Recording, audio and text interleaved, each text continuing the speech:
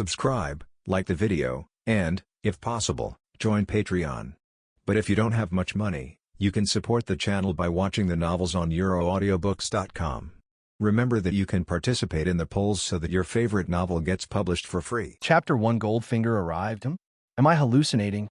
In the front desk of a small library in the labyrinth city of Oreo, a silver-haired elf boy with a high ponytail holding a book was staring at the book in his hand in a trance, muttering in his heart. Chinching is a reborn person who traveled from modern society to this world. Travel is travel, rebirth is rebirth, the kind of rebirth.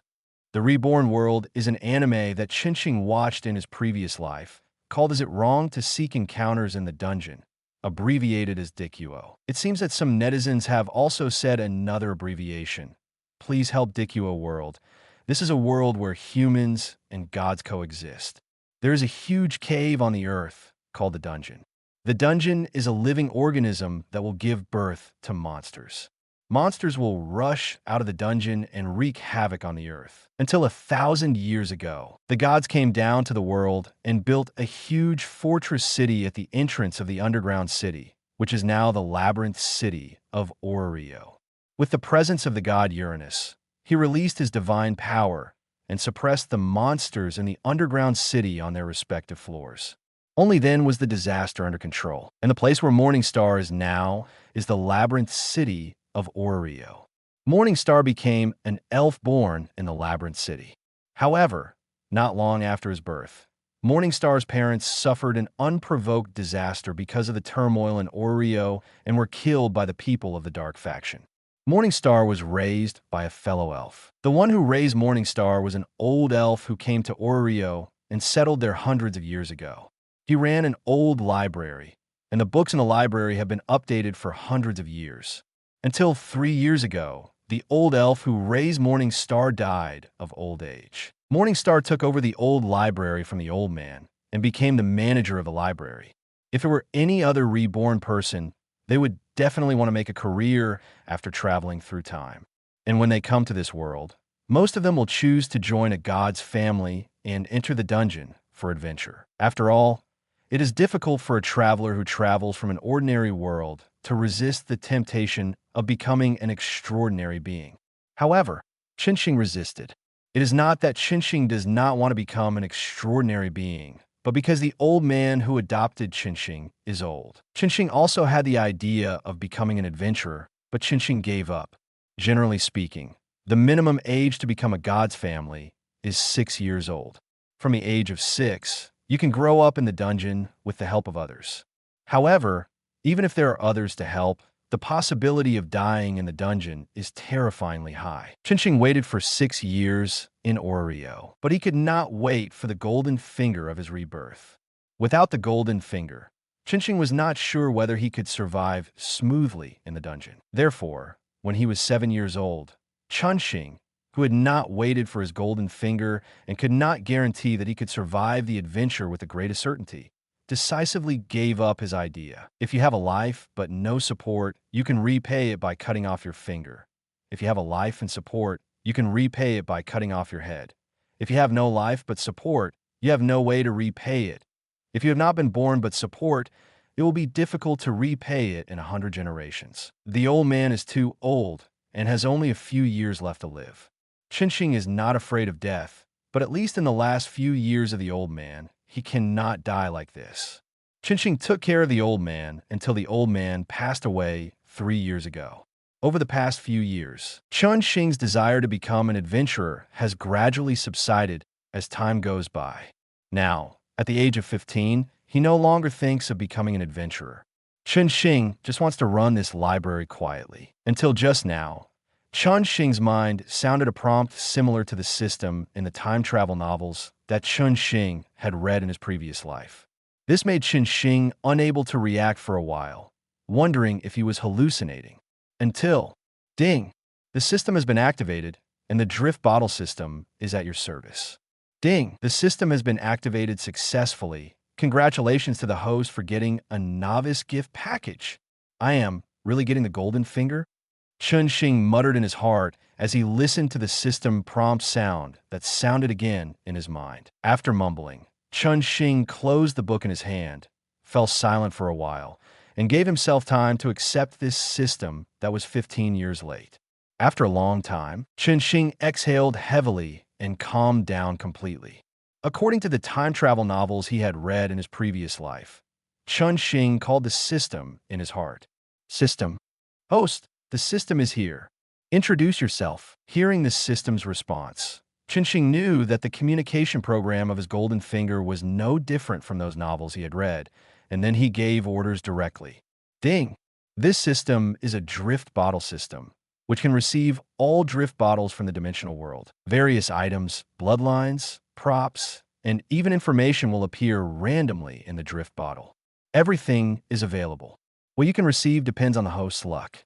Drift bottles appear randomly, and the time is uncertain. Listening to the system's explanation, Chun-Shing nodded slightly and then continued to listen. However, Chun-Shing waited for a long time, but did not wait for the system's voice. No more.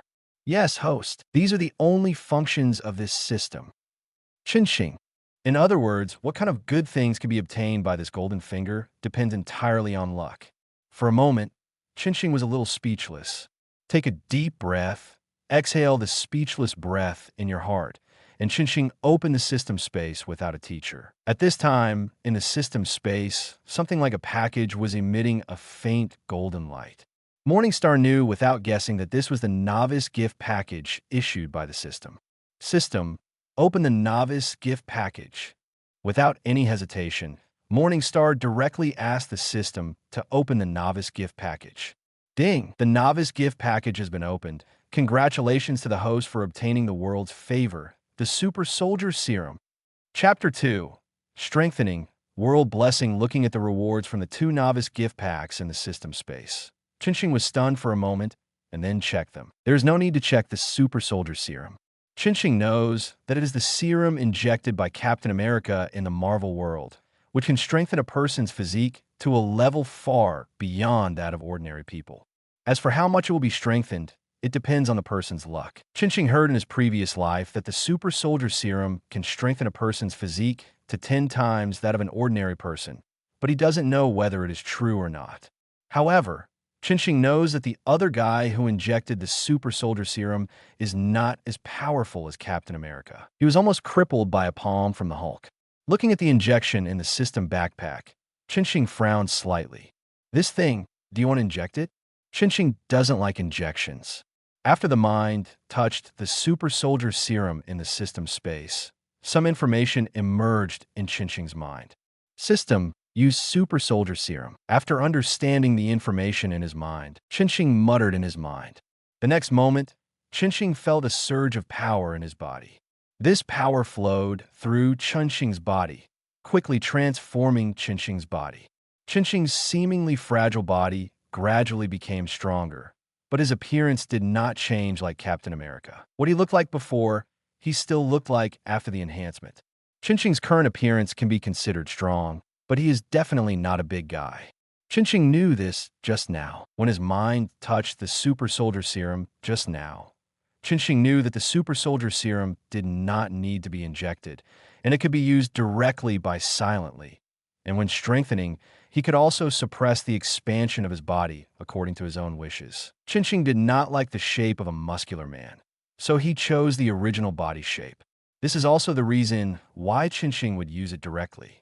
Otherwise, according to the original Super Soldier Serum enhancement, Chun-Shing's body shape would instantly change from a thin body to a strong man. In this case, if others saw it, there would definitely be trouble. Chun-Shing did not like trouble, so naturally he would not do this. This enhancement lasted for 5 minutes. 5 minutes later, Chun-Shing felt that the power flowing in his body completely disappeared. 5 times the physical fitness of a normal person. I don't know if my tone is good or bad. However, with my current physical fitness, except for combat skills, everything else can be compared with the adventurer who just upgraded to LV2. Feeling the changes in his body, Chun-Shing murmured in his heart. He didn't believe that with his current physical fitness that was 5 times that of an ordinary person, he couldn't compare with the adventurer who just upgraded to LV2. After shaking his head slightly, Chinching looked at another novice reward in the system space. He knew about God's grace, but Chinching had no idea what this world's grace was. With a thought, he touched the world's grace, and the next moment, a lot of information emerged in Chinching's mind again. After understanding this information, Chinching's eyes flashed with a hint of understanding. World's grace is an advanced version of God's grace. God's grace is a road to heaven. If you reach the extreme, you can become a subordinate god of a main god. The world's grace is different. It can make a person a true god, not a subordinate god. In other words, as long as Chinching uses the world's grace, he will have a long ladder to become a god and can step by step reach the level of the god of this world. And most importantly, this is the grace of the world of Dikuo, which will not be controlled by the gods, and the grace will not be sealed after the gods accidentally return to heaven. No, it should be said that there is, but it is almost impossible. If that situation really happens, this world will not exist, because the world's grace is the relationship of the world's birth of the earthly world. The world is equivalent to the relationship of the gods in the God's grace. There is no other situation except the destruction of the world that can seal the grace of Morningstar. In addition, Morningstar with the world's grace is immune to the negative effects of various divine powers. That is, there is no need to worry about being affected by the various abilities of the divine powers of the gods of the earthly world. Because in essence, Morningstar with the world's grace is at the same level as the gods of the earthly world. It's just that these gods don't know it. It is precisely because Morningstar with the world's grace is at the same level as the gods of the earthly world that what Morningstar says will not be distinguished by the gods as right or wrong, truth or lies, and the gods cannot see through everything that happens to Morningstar. After understanding this information, Morningstar got up and left the counter without any hesitation, walked towards the inner courtyard, and returned to his room. Morningstar directly chose to use the world's grace. As Chinching received the world's grace, Chinching felt the changes in his body again. His back was slightly hot, and even though he was wearing a milky white long-sleeve shirt, there was still light leaking from the collar. Chinching took off his shirt, then took a piece of paper from the bedside table, stuck it on his back, and silently said, engraving, in his heart, and then took the paper off. Chinching LV1 strength. I0 durability. I0 dexterity. I0 agility. I0 magic. I0 magic skills PS. After becoming a god, magic and skills will be transformed into the authority of God. Looking at the grace printed, Chinching raised his eyebrows slightly, which was no different from the ordinary grace of God. Although Chinching did not sign the grace of God with God, he had read the animation and novels of this world in his previous life and knew the format of the grace of God. The grace of his own world was no different from the grace of God. However, after seeing the small words at the bottom, Chinching's pupils shrank. Divine power? This is not funny. This thing can't continue to be displayed here. Erase it first. Chapter 3, the first drift bottle, the world's grace, not only gave Chinching a road to heaven, but also allowed Chinching to portray the grace of God like other gods and create a family of God. To some extent, Chinching, who now has the world's grace but has not yet become a god, is already a god. However, Chinching does not want to develop a family. At least, Chinching does not have this intention now, because it is very troublesome and cannot be explained. Although he has obtained the world's grace and has the foundation to become stronger, Chinching did not enter the dungeon adventure immediately, but returned to the counter outside to read books again. This reading lasted for several hours, until it was dark and there was no one in the library. Chinching looked outside for a while, then turned off the magic stone lamp, closed the library, and returned to the inner courtyard. A simple dinner was prepared in the inner courtyard. After eating, Chinching left home through the side door and rushed towards the Tower of Babel. Chinching plans to go to the dungeon tomorrow. Before that, Chinching felt it necessary to prepare a set of simple equipment. However, Chinching has never paid attention to adventurers since he gave up being an adventurer at the age of 7. So Chinching doesn't know where to buy equipment. There is a department store on the Babel Tower, which has everything, but it's a bit expensive.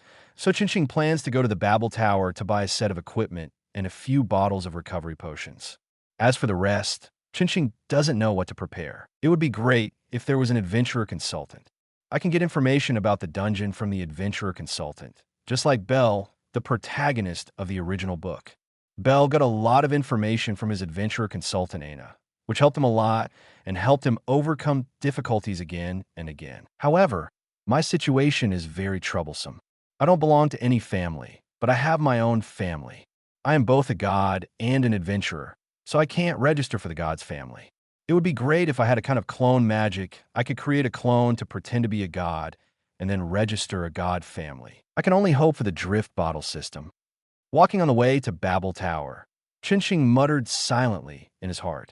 This is the method he thought of, but unfortunately, he doesn't have clone magic.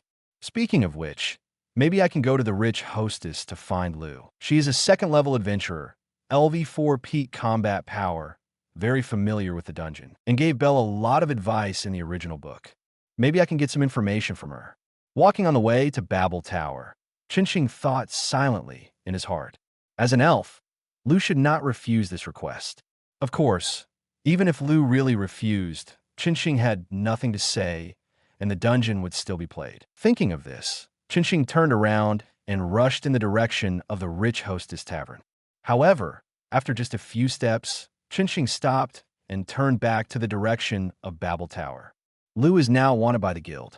If a stranger comes to her door to ask for information, he will be more likely to be regarded as an enemy. Although his physique is 5 times that of an ordinary person, he is just a small body compared to Lou, not to mention that he can't fight. Forget it. No information, just take it slowly. It took more than 10 minutes for Chinching to arrive at the Tower of Babel and take the elevator to the Tower of Babel. There are all kinds of shops in the Tower of Babel. Even at night, the lights are bright, just like the daytime, which is no different from the shopping malls in Chinching's previous life. After walking around the commercial floor for a long time, Chinching finally found an equipment store. Oh, it's still from the Hephaestus family. I remember that the Hephaestus family had opened several shops in their territory, and now they have opened shops in the Tower of Babel. Is a high-end route? Chinching thought with interest. Chinching didn't worry about not being able to afford it. Chinching has saved a lot of money from opening a library over the years, so buying a set of equipment and a few bottles of potions is not a problem. After casually walking around the store, Chinching chose a set of silver-white light armor. Light armor includes chest armor, hand armor, and knee pads, and then there is no more, which is very simple. Light armor is the most chosen type by new adventurers. There is no way. New adventurers are just ordinary people. Naturally, it is impossible for them to choose heavy armor or plate armor, which are very heavy defensive equipment. After choosing the equipment, Chinching chose a fine long sword, then paid and left the equipment store and walked towards the potion store that he had long been interested in. In the potion store, Chinching bought 6 bottles of potions, 2 bottles of potions to restore physical strength, 2 bottles of potions to restore mental strength, and 2 bottles of healing potions. They are all elementary, and the more advanced ones cannot be squandered at will with Chinching's current financial resources. When Chinching officially starts his adventure, Chinching may be able to achieve potion freedom. With his spoils, Chinching left the Tower of Babel and returned to the library. After a short wash, Chinching went to bed to rest. Recharge your energy, strive for a good mental state, and go to the dungeon tomorrow. However, just when Chinching closed his eyes, the system prompt sound suddenly rang in his mind. Ding! You have a new drifting bottle. Please check it. Morningstar. Such a familiar prompt tone. I feel like I have heard something similar in my previous life. I remembered that in my previous life, when I went to the internet cafe to surf the internet, a pop-up window would appear when the internet fee was almost exhausted, and then a similar prompt would sound. After silently complaining in his heart, Morningstar decisively recited a sentence in his mind. Check it. As Morningstar's voice fell, Morningstar saw a bottle appear in the system space in his mind. Seeing this, Morningstar raised his eyebrows and then opened the drifting bottle. Ding! The drifting bottle has been opened. Congratulations to the host for obtaining the blood limit. Perfect reincarnation eye. Reincarnation eye. This is the advanced pupil technique of the Byakugan in the Naruto world, and it is also named Perfect. Listening to the voice of the system, Morningstar raised his eyebrows slightly and murmured in his heart. Chapter 4. Samsara, the thought sank into the system space. Chunxing's system space was divided into countless grids, just like the game backpacks in his previous life. In one of the grids, there was a ball of light emitting a gentle light. Apart from that, the other grids were empty. It was obvious that this ball of light was the perfect reincarnation eye that came out of the drifting bottle. Chunxing's thought moved and fell on the ball of light, and the system immediately gave a comment on the perfect reincarnation eye. Perfect reincarnation eye. After using it, you can obtain all the abilities of the reincarnation eye pupil technique, and it will automatically convert the energy consumed by the user when using the reincarnation eye according to the user's own conditions. The energy has been fixed and cannot be changed. Looking at this explanation, Chunxing raised his eyebrows slightly. After a slight hesitation, Chunxing directly used his thought to click on the ball of light and chose to use it. System, use the perfect reincarnation eye. Ding! The perfect reincarnation eye was used successfully. Congratulations to the host for obtaining the reincarnation eye. As the system finished speaking, Chunxing felt some changes in his eyes, and his body was instantly covered by a light blue light, and the whole person directly entered the reincarnation eye chakra mode. No, for Chunxing, it can only be called the reincarnation eye mode, because Chunxing did not have chakra. After Chunxing obtained the reincarnation eye, the perfect reincarnation eye changed according to Chunxing's current situation. What was supposed to consume chakra now became physical strength consumption. As long as Chunxing's physical strength is not exhausted, he can use the ability of the reincarnation eye continuously. This sudden change did not daze Chunxing. Chunxing accepted this change calmly and began to accept this change. Soon Chunxing sorted out his current situation and sorted out what he had gained after obtaining the reincarnation eye. After obtaining the reincarnation eye, Chunxing obtained various abilities shown by the reincarnation eye in the original work. Reincarnation eye mode. The whole body is wrapped in light blue light, which can release a large number of seeking jades and can use the yin-yang escape technique to create all things. Gravity and repulsion. It can control gravity and repulsion. Soul giving. It can gather the elements of the earth into a huge puppet, give the puppet vitality, and control the puppet to fight. Spirit ball. Condense a ball of light blue light in the palm of your hand and put it into the enemy's body. It can control the will and actions of others, and also obtain the thoughts of others. Light ball. Convert physical strength into energy balls and shoot at the enemy. It can not only devour the enemy's attack, but also penetrate the enemy's body while controlling the light ball to absorb the enemy's physical strength to replenish itself. Reincarnation eye rosary, like the light ball, controls the attack on the enemy, but this thing can release 9 at a time. It is used purely for attack and cannot absorb physical strength, but can develop various extended skills, such as Rosary Shuriken and Rosary Light Cannon, etc. P.S. Find out for yourself. This is not a waste of words. Space control can control all the materials in the surrounding space to attack, whether it is wind, fire, thunder, and lightning, or vegetation on the earth. As long as it is within a certain space range, it can be controlled and space channels can be made. As long as there are marked places, space channels can be made to connect, which consumes a lot of energy. Then it is the ultimate move of the reincarnation eye. Silver Wheel Reincarnation Explosion and Golden Wheel Reincarnation Explosion. Silver Wheel Reincarnation Explosion. Control the seeking jade to rotate, cover the power of the reincarnation eye to form a silver light circle in it, and then launch a huge tornado from the light circle to crush everything. Golden Wheel Reincarnation Explosion. Transform the seeking jade in the hand into a huge sword of light, destroying everything in its path. The power depends on the physical strength consumed by the user. The greater the consumption, the stronger the power. Feeling so many abilities he has mastered, Chunxing's face remains unchanged, and he exits the reincarnation eye mode, with his eyes slightly changing. Morningstar's eyes were light blue before, and the color remained the same after it became the samsara eye, but there were some changes in the pupils, and a few lines appeared. If you don't look carefully, you can't find such changes in Morningstar's eyes.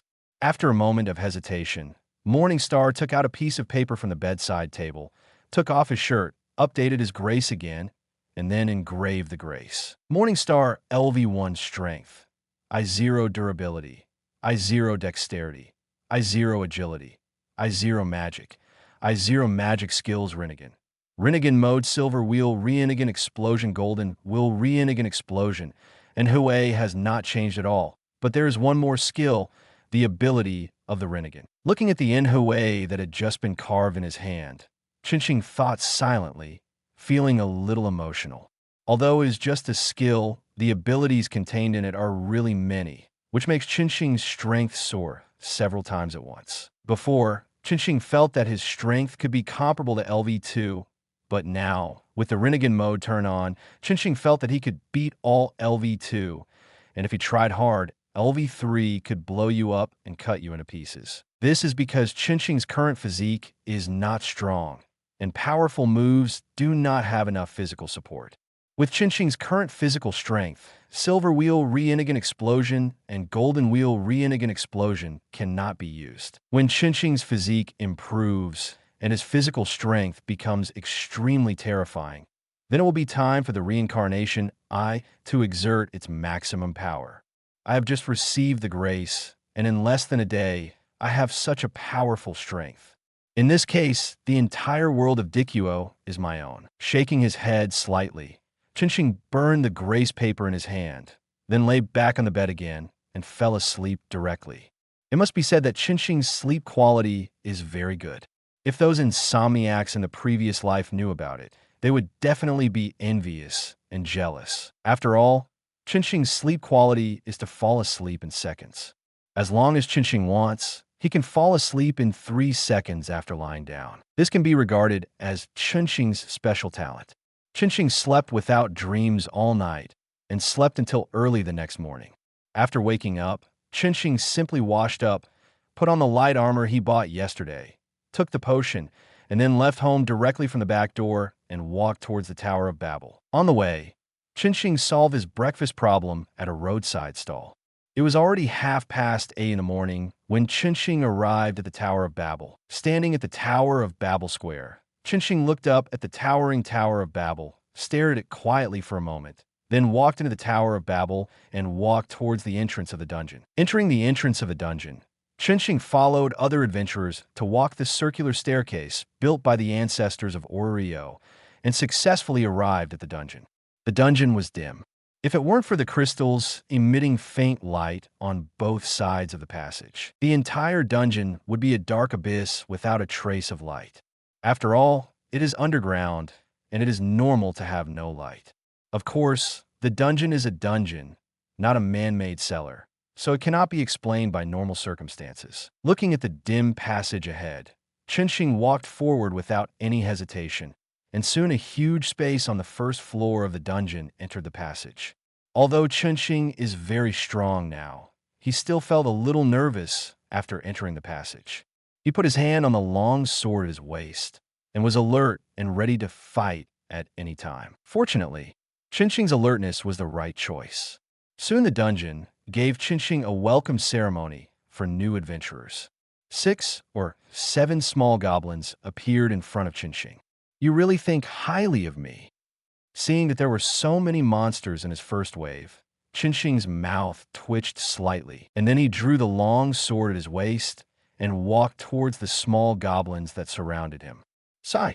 Chapter 5 Strength and Great Achievements. Chinching did not use the Samsarai mode, which consumed too much of Chinching's physical strength. Chinching chose to swing the long sword in his hand to attack the first wave of monsters he encountered. Ordinary rookie adventurers holding weapons to fight monsters on the first floor. If there's only one monster, as long as they are not afraid, they can definitely do it. If there are 2 monsters, they can barely do it. And if there are 3 monsters, they could be killed with minor injuries. But if there are more than 4 monsters, then the lone rookie adventurer will definitely not be able to kill them, and may even be exhausted to death in the dungeon. The only choice is to escape immediately. But Chinching is obviously not an ordinary rookie adventurer. The physical strength, 5 times that of ordinary people, makes Chunxing have powerful strength. Even if Chunxing is just a rookie adventurer with no combat skills and experience, as long as there are not more than a dozen monsters at once, Chunxing can kill them like cutting melons and vegetables. There is no way who made Chunxing's starting point much stronger than others. 6 or 7 small goblins were chopped down by Morningstar before they could even touch the corner of his clothes, leaving only tiny pieces of magic stone. Such a one-shot fight is not conducive to Morningstar's training of his combat skills. For a new adventurer like Morningstar, training combat skills is the most important thing to do. So, after a brief thought, Morningstar took out the map he bought from the prop shop of the Tower of Babel and prepared to go to a deeper floor. In a dungeon, if a newcomer does not have a map, then if he wants to enter a deeper floor, he needs to explore slowly by himself. And the map is a combination of intelligence gathered by many adventurers after the raiders, and it is impossible to give it away for free. Although the price is not too expensive, it is not something that a new adventurer can afford. However, Morningstar is obviously not a new adventurer without financial resources and can afford the price of a map. Now Morningstar has no combat skills or combat experience, which is obviously not a good thing for adventurers. Now Morningstar can directly crush the monsters, but when encountering an enemy of equal strength, without strong combat skills, he will definitely be defeated. The monsters on the first floor are obviously not enough to support Morningstar to practice combat skills and accumulate combat experience, and Morningstar does not want to suppress his strength. So Morningstar is ready to go to deeper floors. Try one floor at a time, until the monsters on a certain floor can be used to practice combat skills and accumulate combat experience. Then stop at that floor. Moreover, the deeper the floor, the larger the magic stone fragments dropped after the monsters are killed. Following the instructions on the map, Morningstar quickly found the passage to the new floor. Morningstar stepped in and passed through the dim passage to the second floor. However, Morningstar did not stay on the second floor for too long. After killing the monsters on the second floor, he continued to move towards the third floor. Because the monsters on the second floor still could not cause Morningstar any trouble. Then came the third floor, the fourth floor, the fifth floor, and the sixth floor. After trying one floor at a time, Morningstar spent 4 hours and directly reached the middle floor. Sure enough, my strength has completely surpassed LV1. My current strength allows me to operate at the middle level. After killing the silverbacked ape that rushed over, Chunxing thought silently. Silverback ape, this thing is a very strong monster in the upper and middle layers, and it is also a top existence among the LV1 monsters. However, facing the attack of the silverback ape, Chunxing still did not feel any trouble. Even if several silverback apes besieged him, Chunxing was still at ease. This made Chunxing officially confirm that his strength was definitely higher than LV1. It was just a guess before, and it was not confirmed, but now, Chunxing's guess can be regarded as confirmed. Let's try our best to see if we can kill the Minotaur. In this case, my feat value from LV1 to LV2 will be enough. At that time, as long as the ability value is raised, I can upgrade. Looking at the gradually brightening passage, Chunxing raised his mouth slightly and muttered to himself. Then he began to pick up the magic stone fragments on the ground. The Minotaur is a representative monster in the middle layer, and it is also the first LV2 monster to appear in the middle layer. The adventurer's feat value is not calculated based on strength, but only on level. Of course, this level refers to the adventurer himself, not the monster. Adventurers look at the level. No matter how strong you are, Grace looks at the level. Even if you have the combat power of the first level LV5, but your Grace level is only LV3, then you're LV3. Monsters are simply based on strength. After all, monsters have no grace, and only strength is used to divide monster levels. If an adventurer alone crosses levels and defeats a monster that is stronger than his grace level, then your feat value at this level is basically set in stone. Just like AC in the original book. AC in the original book defeated Eudeos of LV6 at level LV5 alone, thereby accumulating enough experience points in one fell swoop and upgrading from LV5 to LV6. This situation is rare. Most adventurers work together to kill monsters that are stronger than themselves, share the feat value equally, and slowly accumulate feat value. Since the creation of Oreo, it has rarely happened that a person could defeat a stronger monster by relying on his own strength and fill up his feat value at once. In the original work, only Oda, Ace, and the protagonist Belle showed this. However, Ace and Belle relied on themselves. Their potential was super explosive, and they legitimately defeated monsters stronger than themselves by crossing levels. Oda was a little bit watered down. As an LV7, Chardo had a problem with his body because he swallowed the meat of Behemoth. When his condition declined, he let Oda go and was defeated by Oda. Morningstar now wants to do this. With Morningstar's current strength, as long as he works hard, it should be no problem. Morningstar is now on the 13th floor. There is no Minotaur on this floor. Minotaur will only appear on the 15th to 17th floors. So if Morningstar wants to do this, he needs to go deeper. After taking a look at the time, Chun Xing felt that he still had enough time, and he was not tired at all. He was not afraid of the underground city causing an abnormal incident and sneak attack, so he took action directly and headed for the deeper floors. Chapter 6. The Power of Samsara, I mode. It took more than half an hour for Qinxing to reach the 15th floor. Along the way, the bag of magic stones on Qinxing's waist became much bigger, all of which were selfless contributions from monsters. However, is it okay? Looking at the long sword in his hand, Qinxing was a little worried. At this time, the long sword in Qinxing's hand was seriously worn out, and he didn't know if it could withstand the damage of the next battle. There was no way, who made Qinxing never think of coming to the middle level at the beginning, let alone fighting with Minotaur. The weapons he bought were all weapons used by novice adventurers. The quality was considered excellent among the novice equipment, but it was only the quality of novice ordinary. Along the way, Qinxing used this long sword to cut many monsters, causing great wear and tear on the long sword. If it doesn't work, just use the reincarnation eye to kill the Minotaur directly. Looking at the long sword in his hand, Qinxing rubbed his chin and finally made a decision. If possible, he wanted to continue to hone his fighting skills.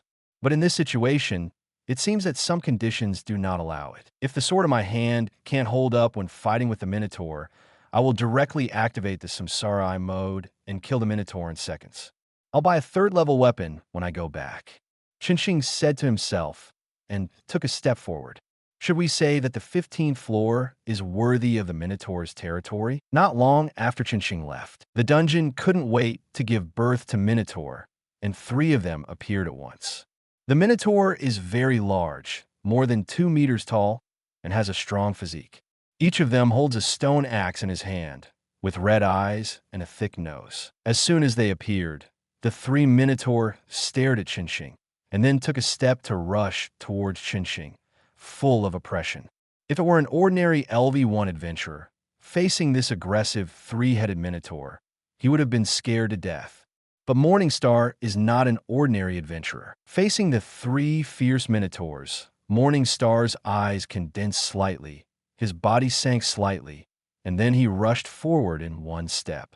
In the blink of an eye, Morningstar had already collided with the Minotaur, and the long sword in his hand collided with the stone axe of one of the Minotaur. In an instant, Morningstar felt a strong force coming from the weapon in his hand. That was the power of the LV2 monster. This power spread along the long sword in Morningstar's hand to Morningstar's hand, giving Morningstar a strong sense of oppression. Morningstar felt it, and this power was no different from his current strongest power. Sure enough, my power has reached the LV2 level. Feeling the power from the long sword, Morningstar murmured in his heart. However, at this moment, a clear click sound came into Morningstar's ears. The corner of Qinxing's eyes unconsciously swept in the direction of the sound, and saw the small crack on the sword, and the corner of his mouth twitched. Sure enough, this sword has reached its limit from the first level to here, and it is impossible to continue fighting. It is estimated that if it hits 1 or 2 more times, this sword will be scrapped. However, Qinxing has no time to think about weapons now.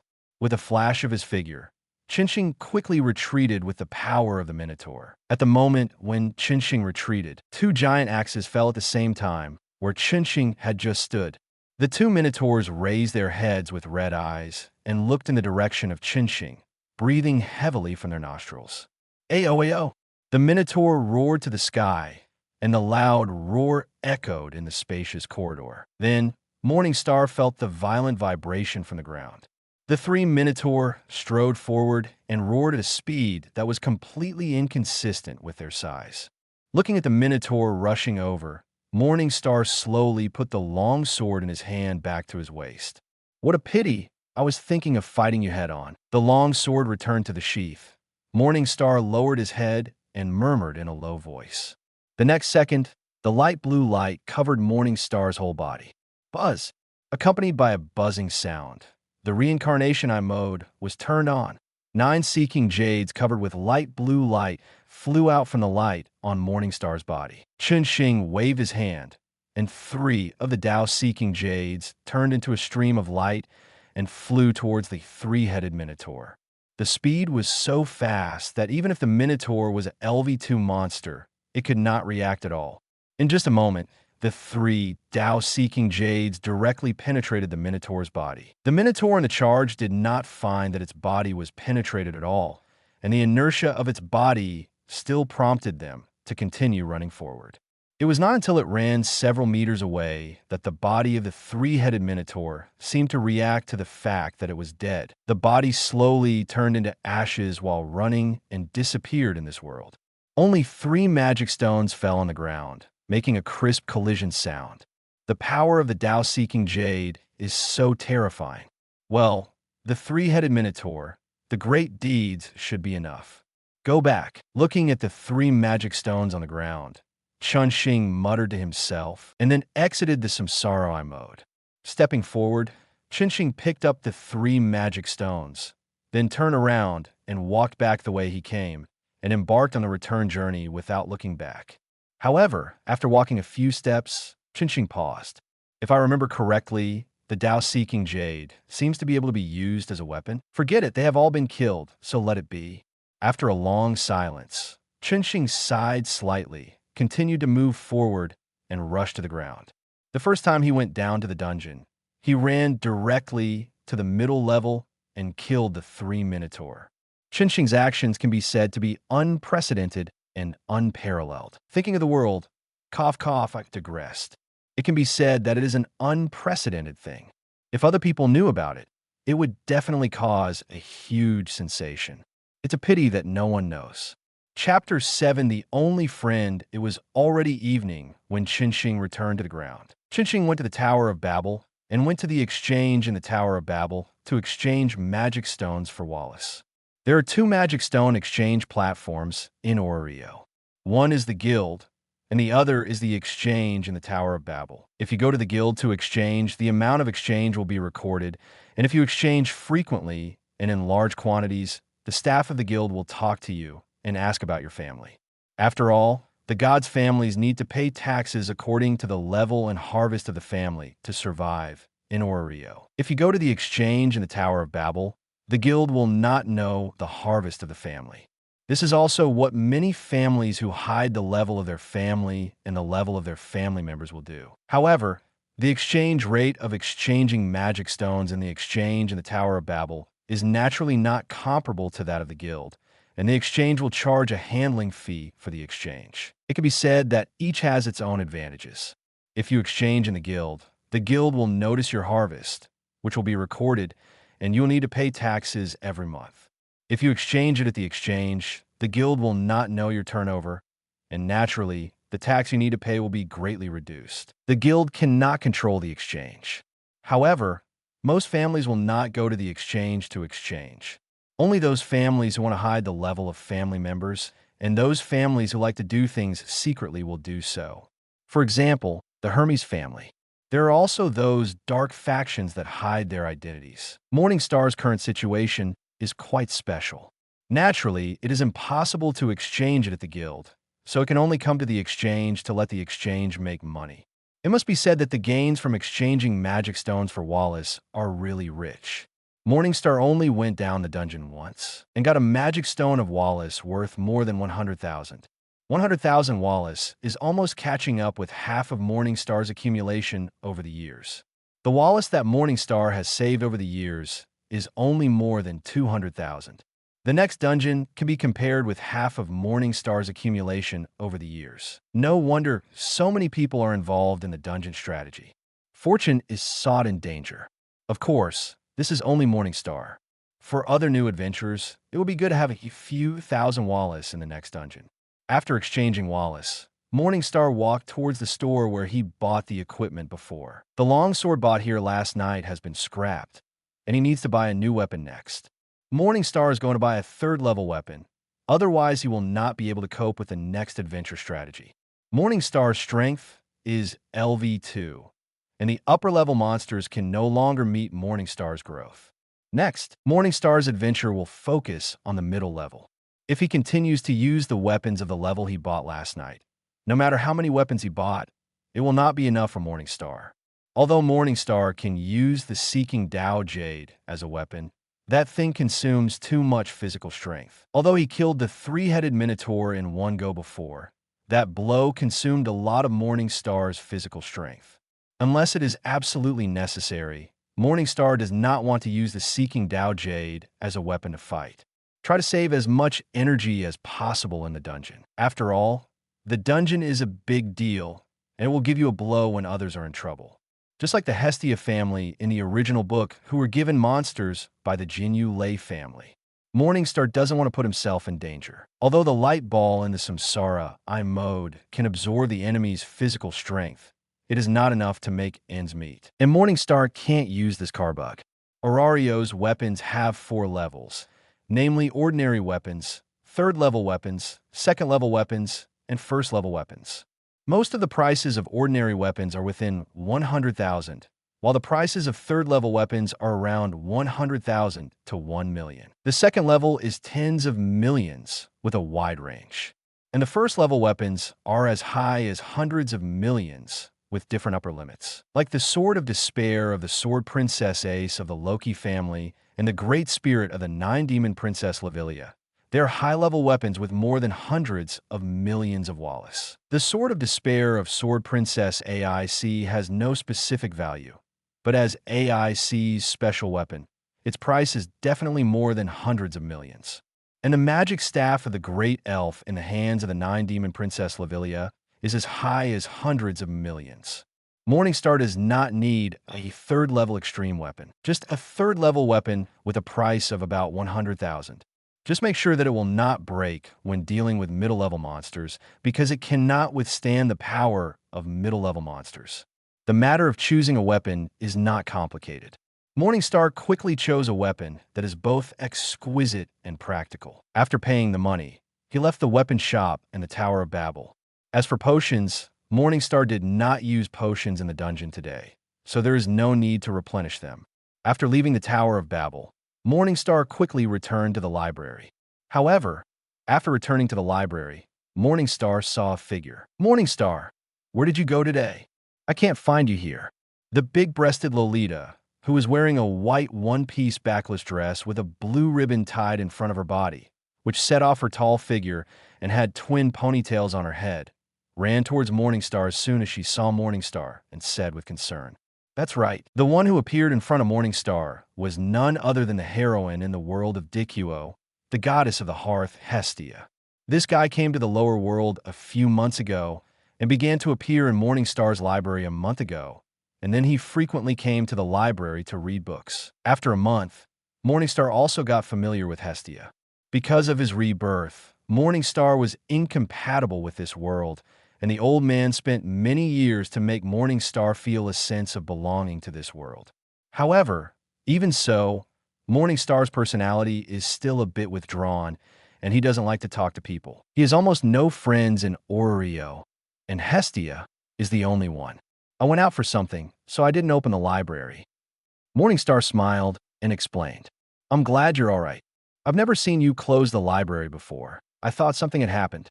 Sasa, open the door quickly. I want to make up for yesterday and today while there's still time." Hearing what Chinxing said, Hestia was relieved and then urged Chinxing to open the door, saying with anticipation, "The library run by Chinxing is the most complete library she has found since she came to the world. is simply a treasure for her. She will feel uncomfortable if she misses a day. Although it is very late now, she still wants to read for a while. It's so late. Forget it, I'll open the door for you now. Seeing Hestia like this, Chinching wanted to say something, but the words stopped at the tip of his tongue, and he went straight to open the door. Chapter 8: Hiring Hestia. As soon as the door opened, Hestia ran in and quickly got into the neat and orderly group of bookcases. Watching this scene, Chinching shook his head slightly, then walked in and turned on all the magic stone lamps in the entire library. Hestia wanted to read without turning on the lights, and I don't know what she was thinking. After taking a look at Hestia, who had already chosen the books and sat at the desk to read, Chinching ignored her and walked towards the backyard. After making a casual meal of fried noodles, Chinching came out with 2 plates of fried noodles. Here, read after you finish eating. Chinching pushed one of the plates to Hestia and greeted her. Hestia often reads so much that she even forgets lunch and dinner, so Chinching always prepares a portion for Hestia when cooking. Thank you, Chinching. Hestia was not polite and picked up the chopsticks and started eating. According to the customs of Oreo, tableware is knives and forks, but Morningstar is not used to these, so he prepared chopsticks. Hestia was very surprised when she saw chopsticks at first. She had seen this thing before at the place of godfriend Takanari, but only Takanari used this thing in Oreo. It is said that it is because Takanari is in the Far East and people there use chopsticks to eat. Hestia did not expect Morningstar to use chopsticks as tableware, but it was just a little surprised, and then Hestia did not care at all. Hey, Hestia, I will be very busy recently, and I don't have time to take care of the library. Otherwise, you can come here to be an administrator. I will give you a salary of 20,000 Wallace every month. How about it? Morningstar asked Hestia while eating. This is what Morningstar thought of while cooking just now. Now that he has become an adventurer, his focus will be on adventures, and he will not have time to open the library. But this library is one of the oldest libraries in Oreo, and it is also the library left by the old man. So, it is not easy to abandon it directly. The best way is to hire someone to help manage it. If you let someone else manage it, you need to find someone who can make you feel at ease and will not mess up the library. And the only person you can trust is your only friend Hestia. It just so happens that Hestia also likes to read books, so letting Hestia be the administrator is a win-win situation. Hestia can read books and get a salary, and you can go to the dungeon to adventure without worrying about the library. Really, hearing what Chinching said, Hestia paused while eating, then quickly looked up and forgot to come over in surprise. Yeah, really? Chinching nodded and replied, I do. After confirming that Chinching was not joking, Hestia hurriedly agreed. She likes reading books very much, especially the books here in Chinching, which makes her unable to put them down. But sometimes she needs to work and can't come here every day. Now Chinching has given her such a job where she can read books and get paid. How could she refuse? Okay, here is the key. You can come here from tomorrow. Hearing Hestia's agreement, Chinching took the key from his waist and handed it to Hestia. Hestia reached out to take it and then seemed to remember something and asked, Chinching, do you have anything to do? You actually need to find a librarian? Hestia knows about this library and Chinching. After Chinching accepted this library, Chinching stayed in this library for several years. I heard from the residents around that even if Chinching didn't open it for something, it would only be a day or 2. But what Chinching just said was not 1 or 2 days, but that she might be away often, otherwise she would not be asked to be an administrator. I have become an adventurer, and I will go to the dungeon to adventure next. Chinching did not hide it and said it directly. Hestia is his only friend in Oreo, and Morningstar doesn't want to hide this from Hestia, nor will he lie to Hestia. Morningstar, you became an adventurer? Hearing what Morningstar said, Hestia exclaimed in surprise. She never thought that Morningstar would become a hairwalker, because Morningstar is very Buddhist. She had asked Morningstar if he wanted to be an adventurer before, but Morningstar refused. Unexpectedly, after just 1 day of not seeing each other, Morningstar actually became an adventurer. However, after being surprised, Hestia's face became sad. She had thought about asking Morningstar to create a family with her before, but Morningstar refused at that time. But now Morningstar has quietly become a family of other gods. My situation is special, Hestia, don't ask. Morningstar smiled slightly and then said with a smile, his situation really can't be told, so he can only say sorry to Hestia. Okay then. Hestia curled her lips and didn't say much, but she didn't want to pay attention to Chinching and continued to eat dinner and read books. Seeing this, Chinching secretly apologized in his heart and then finished dinner in no time. Hestia, I'll leave this place for you to watch. I'm going in. Standing up, Chinching greeted Hestia, but Hestia ignored Chinching and seemed to be sulking. Seeing this, Chinching apologized and then carried the plate into the inner courtyard. Putting the plate in the kitchen, Chinching returned to his bedroom. After washing up in the bedroom, Chinching came out of the bathroom and sat on the bed to update his favor. Chapter 9. The Qualifications of the Evildoer, the Thought Body Morningstar LV1 Strength. I0 H103 Durability. I0 H100 Dexterity. I0 H109 Agility. I0 H125 Magic. I0 Magic Skills Rinnegan. Rinnegan Mode Silver Wheel Reinnegan Explosion Gold Will Reinnegan Explosion. Oh. The ability value has increased by more than 401 day. It seems that my talent is at the level of a demon. Looking at the updated Grace ability value, Morningstar was stunned and muttered in his heart after reacting. This speed of improvement of Morningstar can be said to be unprecedented and unparalleled. If it continues at the current speed, if nothing unexpected happens, in 10 days, Morningstar's ability value will reach the limit of S. As for whether he can break the limit and enter SS like the protagonist Belle in the original work, it depends on whether Morningstar's talent is so terrifying. At present, the fastest upgrade record holder in Oreo is Sword Princess AC of Loki's family, who spent more than a year to upgrade from LV1 to LV2. And Morningstar's upgrade speed can be said to be more than 30 times that of Sword Princess AC. If other people knew about this upgrade speed, it would definitely cause a huge sensation and would definitely shock the whole of Oreo. But Morningstar will naturally not cause trouble for himself. Morningstar is not a person who likes to show off. However, we must find a way to get this magic power. The ability value of magic power will not be improved without magic. Since we want to improve grace, we must go hand in hand. How can we have magic? Looking at the ability value, Morningstar thought silently. There are only 2 sources of magic in the dungeon. The first is to experience various adventures and awaken naturally, and the second is to use magic books. It seems that there is no way. After thinking of the 2 sources of magic, Morningstar's face suddenly collapsed. Awakening naturally depends on luck, and no one can control it. And the magic book is so expensive, it costs more than 10 million. Morningstar's current savings are not more than 7 figures. So where can he get 8 figures? Even if he earns enough money at today's speed, it will take 100 days to earn enough Wallace. Moreover, even if he earns enough Wallace, Morningstar has no channel to buy it. Not everyone can take out a magic book and give it to others like Freya. However, there's a book in the Hermes family. Aisha, who was converted to his side in the original book, stole it and gave it to the fox Chun-Ji to use, so that Chun-Ji obtained the magic of Jiuchong and could use the Wanbao hammer skill to increase the level multiple times. In short, the magic book is something that cannot be bought with money, and it is priceless. With Morningstar's ability, it is impossible to get it. Thinking of this, Morningstar rubbed his cheeks and felt helpless. Forget it if I get it. I'm lucky if I lose it. I'm doomed. Let it be. After muttering to himself, Chinching solidified the favor and burned the paper of favor in his hand. No matter how much I think about it, I can't do anything. It just adds to my troubles. After burning the grace paper, Chinching was ready to leave the room and go to the library in the front yard. But just as he sat up, Chinching was startled, because the system prompt sounded again in Chinching's mind.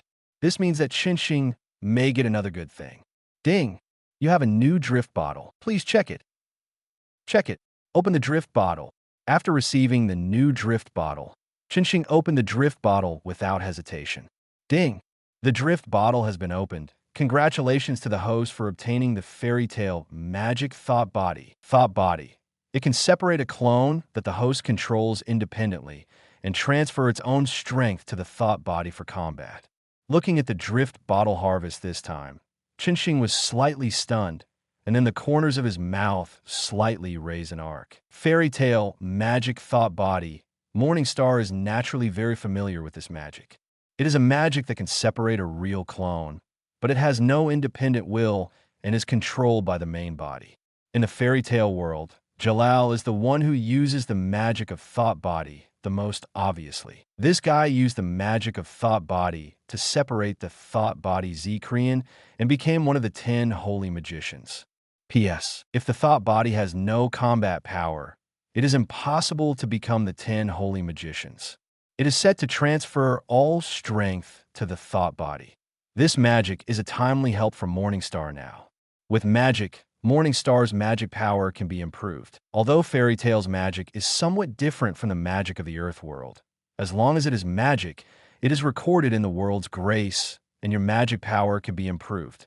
In addition, you can also separate a thought body to pretend to be a god, create a god family, and register with the guild. At that time, you don't have to worry about being discovered that you don't have a god.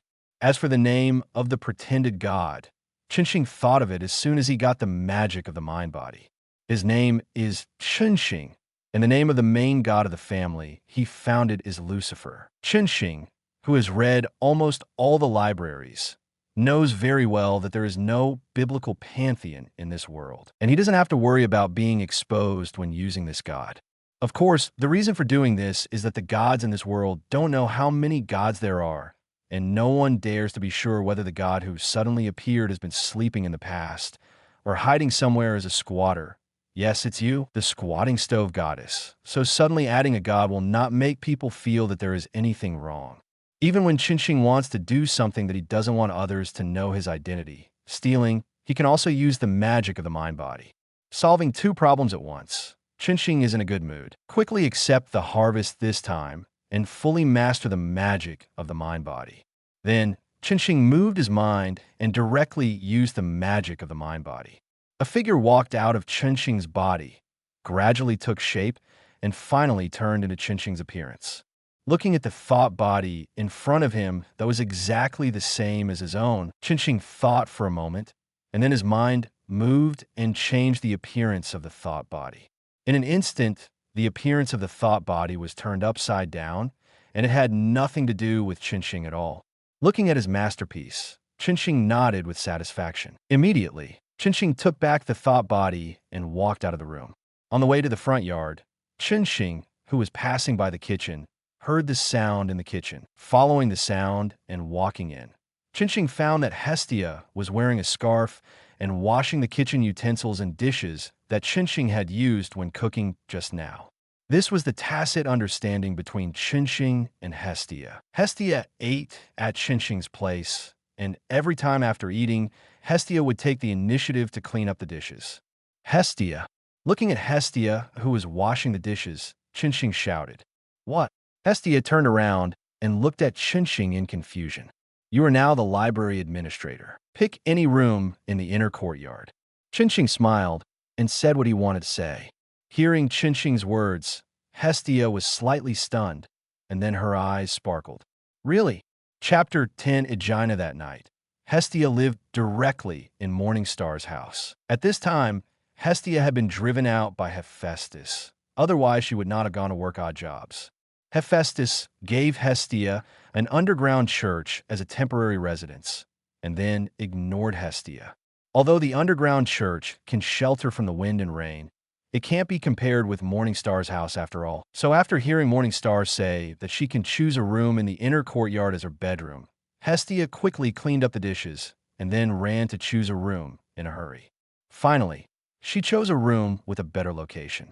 And this has to say that Morningstar's home is spacious. With hundreds of years of inheritance, the area of the library is very large, and the inner courtyard where Morningstar lives is also very large, with many rooms. There's always been only one person living there. Before, it was the old man, and now it has become Morningstar. Now it has finally ushered in a new resident. One night passed quickly. The next morning, Qinsheng woke up early. "Then I'll leave the library to you." Standing at the door of the library, Qinsheng said to Hestia, who was yawning. This guy was so excited about having a new residence yesterday that he could hardly sleep. It seemed that he didn't go to bed until 3 or 4 in the morning. Now he's as sleepy as a puppy. But Chinching doesn't care about this. Hestia can be sleepy, and it doesn't matter if she dozes off later. After all, no one will come to make trouble. I'll leave it to me. Hestia yawned and replied. Chinching didn't say much, nodded, and walked towards the Pantheon. Since he decided to create a family, he naturally had to register with the guild. Soon, Chinching came to the vicinity of the Pantheon. In an empty alley, Chinching explored around and found that there was no one, so he directly used the thought body and took the thought body to the Pantheon, guild headquarters, to register the family. A human staff member received Morningstar and Lucifer, the thought body transformed by Morningstar. The staff member handled the registration of Morningstar and his family very seriously. After the registration, the guild staff member asked Morningstar what he needed from the adventurer consultant. Is Aegina here? In response to the guild staff member's question, Morningstar directly named Aegina. After traveling to this world, Morningstar's temperament was very withdrawn. With the efforts of the old man, he gradually integrated into this world, but even so, he still didn't interact with people much. It was not until a month ago that he had a friend like Hestia. Morningstar naturally didn't want to contact a completely stranger in the future. So Morningstar's first choice was Aegina, the half-elf he knew. When the guild staff heard Morningstar's direct name, he was slightly startled.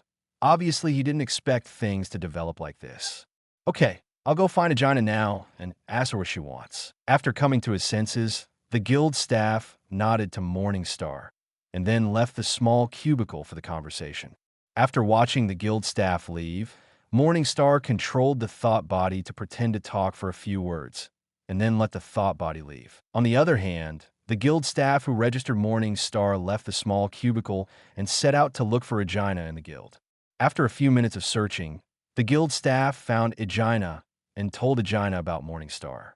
Are you saying that an adventurer named me and asked me to be his adventurer consultant? After knowing the purpose of his colleague's visit, Aegina was obviously stunned. Well, this new adventurer is an elf. What do you mean? If he doesn't want to, I will reject him now. The guild staff nodded, summarized the situation of Morningstar in one sentence, and then asked Aina about her wishes. No. Since the other party specifically asked me to be an adventurer consultant, then I will naturally not refuse. After all, I don't have any new adventurers to be responsible for now. Hearing this, Aina hurriedly shook her head and agreed to this request. Okay, then follow me. The guild staff nodded, greeted Aina, and took Aina to the compartment. Soon the two came to the small compartment. But before coming here, Aina also took the time to get the intelligence information she prepared when she was an adventurer consultant. After coming here, without the introduction of colleagues, Aina saw and knew the existence of Morningstar at first sight. It was really that the existence of Morningstar was too dazzling. At the first glance, Aina's eyes could not be diverted. It was the first time she saw such a beautiful elf. No, it can't be said to be beautiful. After all, the person in front of her is a young man. If you want to say it, it should be handsome. It was the first time she saw such a handsome elf. Even Lady Lavilia seemed to be inferior to this appearance. Mr. Morningstar, this is Aegina. She has agreed to become your adventurer consultant. Next, she will hand over to you. The guild staff brought Aegina to Morningstar and said to Morningstar politely. After a simple explanation, he nodded to Morningstar and left here to do other things. You must be Morningstar. I am Aegina. Please teach me in the future. Aegina also came back to her senses at this time and stretched out her hand to Morningstar with a smile. I am Morningstar. Please teach me in the future, Miss Aegina. Morningstar also nodded, stretched out his hand, and shook Aegina's hand, and smiled back. Yeah, the two simply shook hands for a few seconds and then let go. Mr. Morningstar, let me ask you, how much do you know about the dungeon?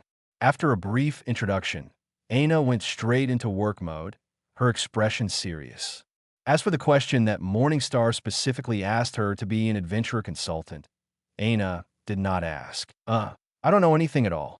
Looking at Aina, who was in the state of entering the state in seconds, Morningstar was slightly stunned, and then replied, I understand. In that case, let's start from the beginning. Aina heard the words and nodded in understanding. Chapter 11. Entering the dungeon again for the whole morning, Chinching did not leave the guild and was pulled by Aina to instill various intelligence information from the upper level.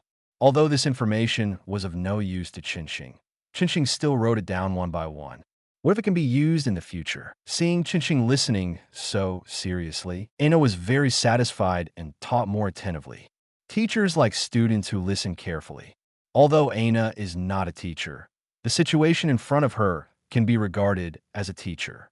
Perhaps because of the time travel, Chinching has a good memory, which also makes it very easy for Chinching to accept Aina's teaching. In the morning, Aina directly talked about the entire upper-level intelligence. Mr. Chinching, you are really focused, and your memory is also very good. You actually wrote it all down.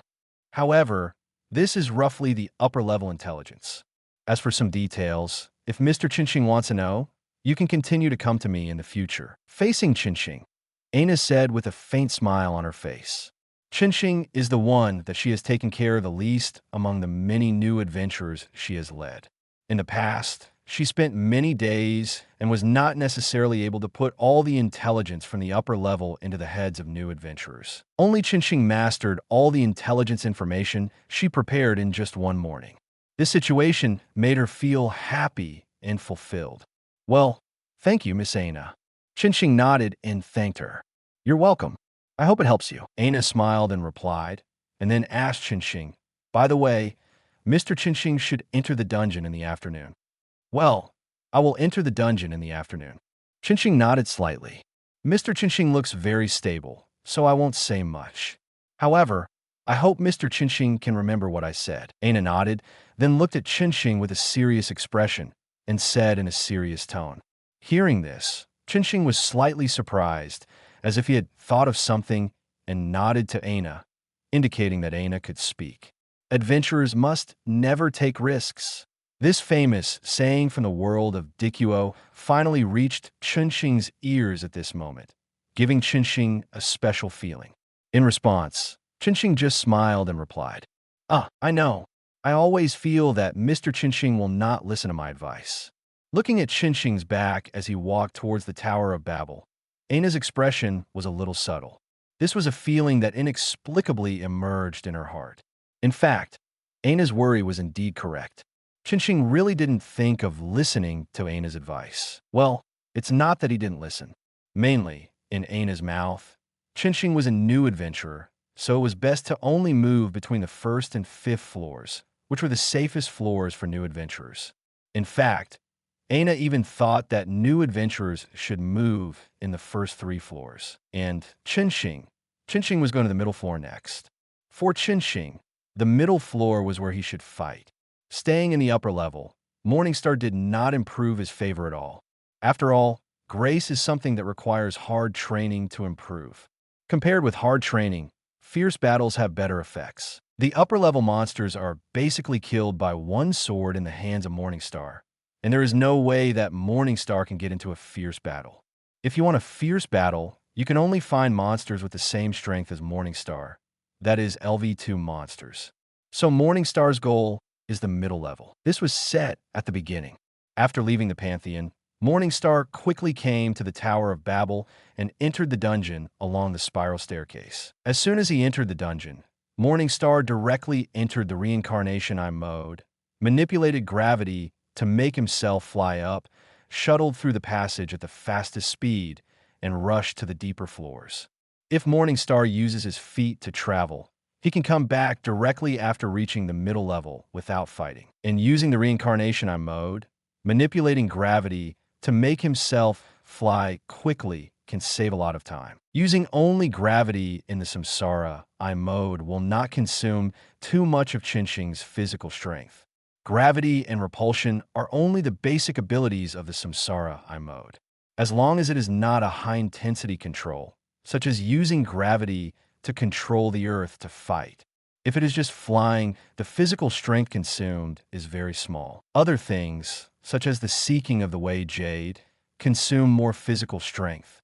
With Chinching's current physique, Chinching will not use the seeking of the Wei Jade casually unless it is absolutely necessary. If you want to squander the seeking of the Wei Jade casually and use it as an ordinary means of combat, Chinching feels that you need to at least raise your grace level to LV3. Don't think that you don't need to continue to consume physical strength after the seeking of the Wei Jade is made. It takes continuous physical strength to maintain the stability of the seeking of the Wei Jade, and it is impossible for Chinching to squander physical strength to make the seeking of the Wei Jade to fight before reaching LV3. The azure light flashed quickly in the dim passage. Morningstar could walk through an entire floor and enter the next floor almost every 5 minutes. It took Morningstar just over an hour to walk through 14 floors and reach the 15th floor. Minotaur, I'm back again. Standing on the ground of the 15th floor, Morningstar narrowed his eyes slightly and murmured in a low voice. Then, Morningstar took a step and began to move on the 15th floor. Whether or not to encounter monsters is up to the dungeon. There is really no way for Morningstar to do this. If he wants to encounter monsters, he can only put his hope on the dungeon. Fortunately, the dungeon is very powerful. Just a few meters after Morningstar walked out, there was movement in the dungeon. There was movement on the wall, and the sound of cracking and breaking came from the wall. Morningstar looked in the direction of the sound. At this time, the wall of the passage had cracked lines. Every 2 seconds when Chinching's eyes fell there, the wall broke open and 3 Minotaur walked out. Compared with the 3 Minotaur he met yesterday, the Minotaur he met this time had no weapons in his hands. The hands of the 3 Minotaur were empty. Although the Minotaur had no weapons, Chinching would not pity these guys. The long sword at his waist was quickly unsheathed, and Chinching rushed out quickly. Buzz, Chapter 12. First battle with the Minotaur as a LV2 monster. The Minotaur is much more powerful than the LV1 monster, and it gives people a strong sense of oppression on the way. If it is an LV1 adventurer facing the charging Minotaur, most adventurers will be scared to death. However, this is only for other LV1 adventurers. For Morningstar, it is completely within control. The weapon on the waist is unsheathed, and Morningstar squats slightly, and the next second it bursts out like a cannonball. Morningstar is much faster than the Minotaur, under the effect of repulsion, and the distance between the Minotaur and Morningstar is not far. It is almost in an instant that Morningstar's figure appears in front of one of the Minotaur. The long sword in his hand is raised high, and then it is chopped down with the force of thunder. Swish! A crisp tearing sound was heard, and a deep wound was torn on the body of the Minotaur, and the huge body kept retreating under this attack, and the ground was thumping. Just when Chinching hit the Minotaur hard, the other 2 Minotaur took the opportunity to attack Chinching. The black fist hit Chinching's temple. The speed was so fast that even Chinching was a little surprised. But Chinching was not a vegetarian. When the attack was launched, Chinching was on guard against the other 2 Minotaur. Therefore, the attacks of the 2 Minotaur had no chance to fall on Chinching. Chinching controlled the repulsion and applied the repulsion to his body, and flew backwards quickly. Without the target of Chinching, the attacks of the 2 Minotaur directly faced each other, and the 2 black fists collided with each other. It seemed that because of the full-strength attack, the attacks of the 2 Minotaurs collided with each other, and severe pain came from the fists. Under this pain, the 2 Minotaurs roared unconsciously and retreated backwards at the same time. Watching the 2 Minotaur retreat, Chinching completely ignored the 2 Minotaurs and rushed towards the Minotaur that he had just attacked. Take advantage of your illness to kill you. In an instant, Chinching's figure turned into a blue stream of light and passed by the other 2 Minotaurs and appeared in front of the Minotaur who was severely injured by Chinching. Although this Minotaur was severely injured by Chinching, he also reacted in these few seconds. When Chinching appeared in front of him, this Minotaur ignored the injuries on his body and waved his fists to hit Chinching. However, it seemed that due to the injury, the movements of this Minotaur were not as good as those of the 2 before, and were a little slower. Morningstar just slightly turned his body and easily avoided the attack of the Minotaur. Then he swung the weapon in his hand from bottom to top. Swish! The clear, tearing sound sounded again, and scarlet blood rushed into the sky. This time, This Minotaur was not like before. The body, which had already been severely injured, reached its limit directly under the attack of Morningstar again.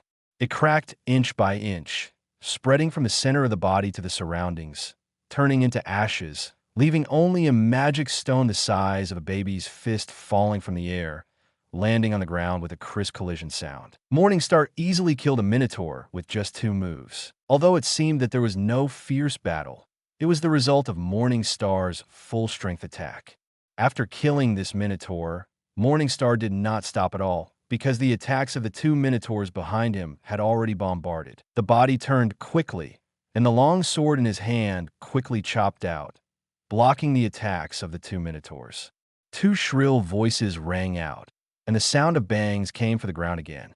That was the sound of the Minotaur stepping back. Both Minotaur covered their fists, blood flowed out of their fists, and the Minotaur kept roaring. The Minotaur's fist was very hard, but Morningstar's weapon was not bad either.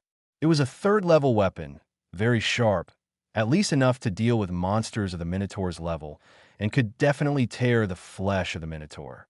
The Minotaur was killed by Morningstar in 2 moves just now, which was also due to Morningstar's weapon. It is natural that you will only suffer when you use your flesh and blood to fight against a weapon that can tear flesh and blood. But Morningstar was not feeling well either. Although Morningstar was able to kill a Minotaur in 2 moves, it was because Morningstar was fast enough, attacked unexpectedly, severely injured the Minotaur with 1 move, and then made another move to make up for it.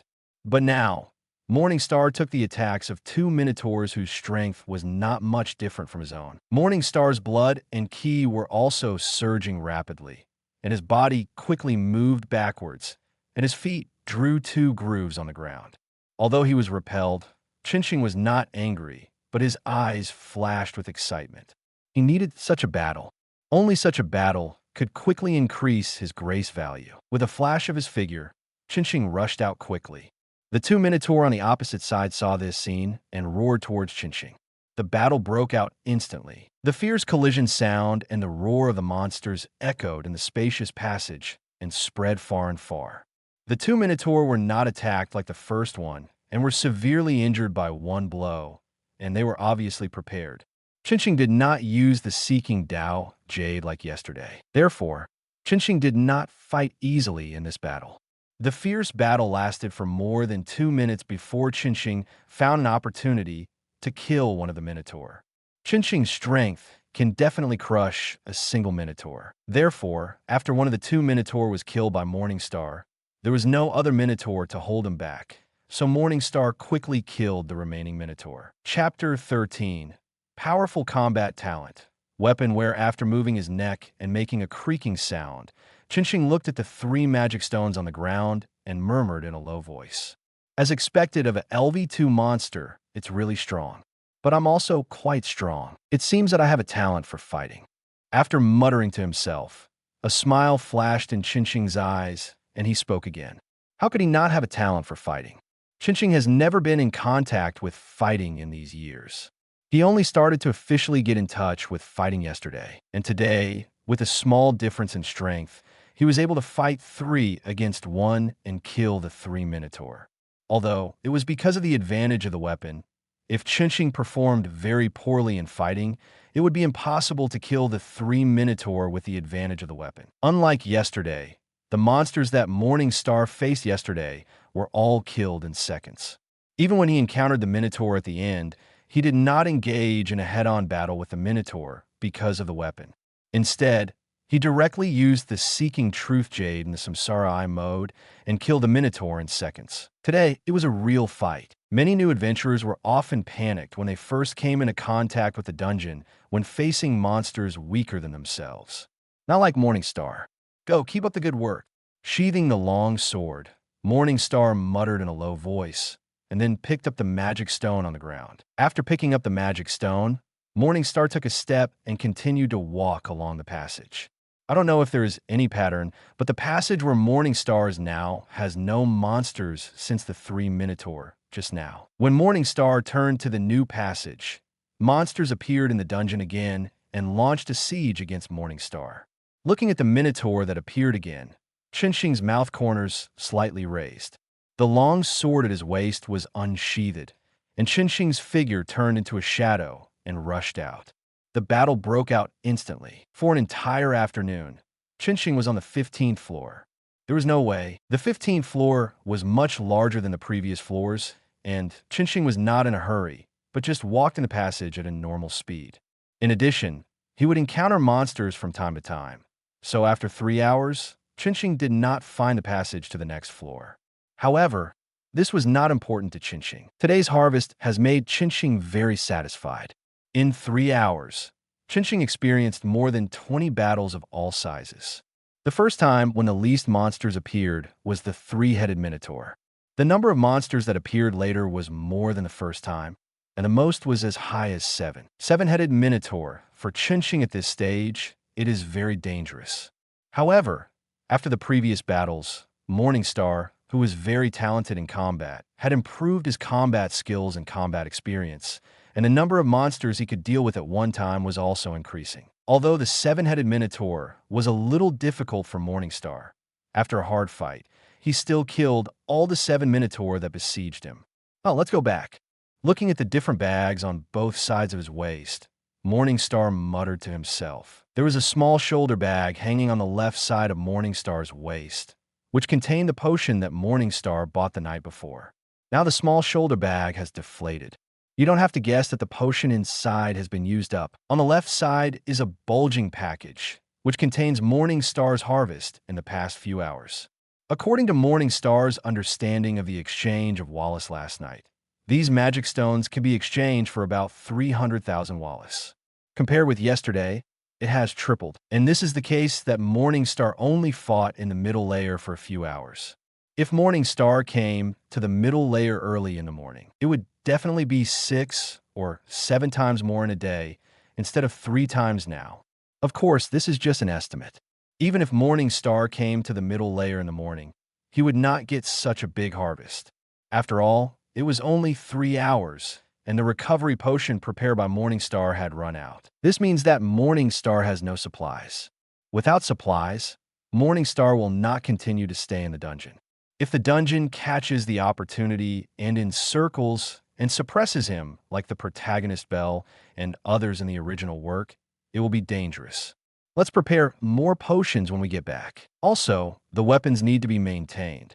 After killing more than 100 Minotaurs in this day, even the third-level weapons are worn out a lot. Looking at the long sword in his hand and the slightly dim blade on the long sword, Qinshing touched his chin and thought. Because it was still early, Qinshing did not use the reincarnation I mode to travel, but traveled at the fastest speed in his normal state. Traveling in normal state is naturally not comparable to the reincarnation I mode, but there is not much difference.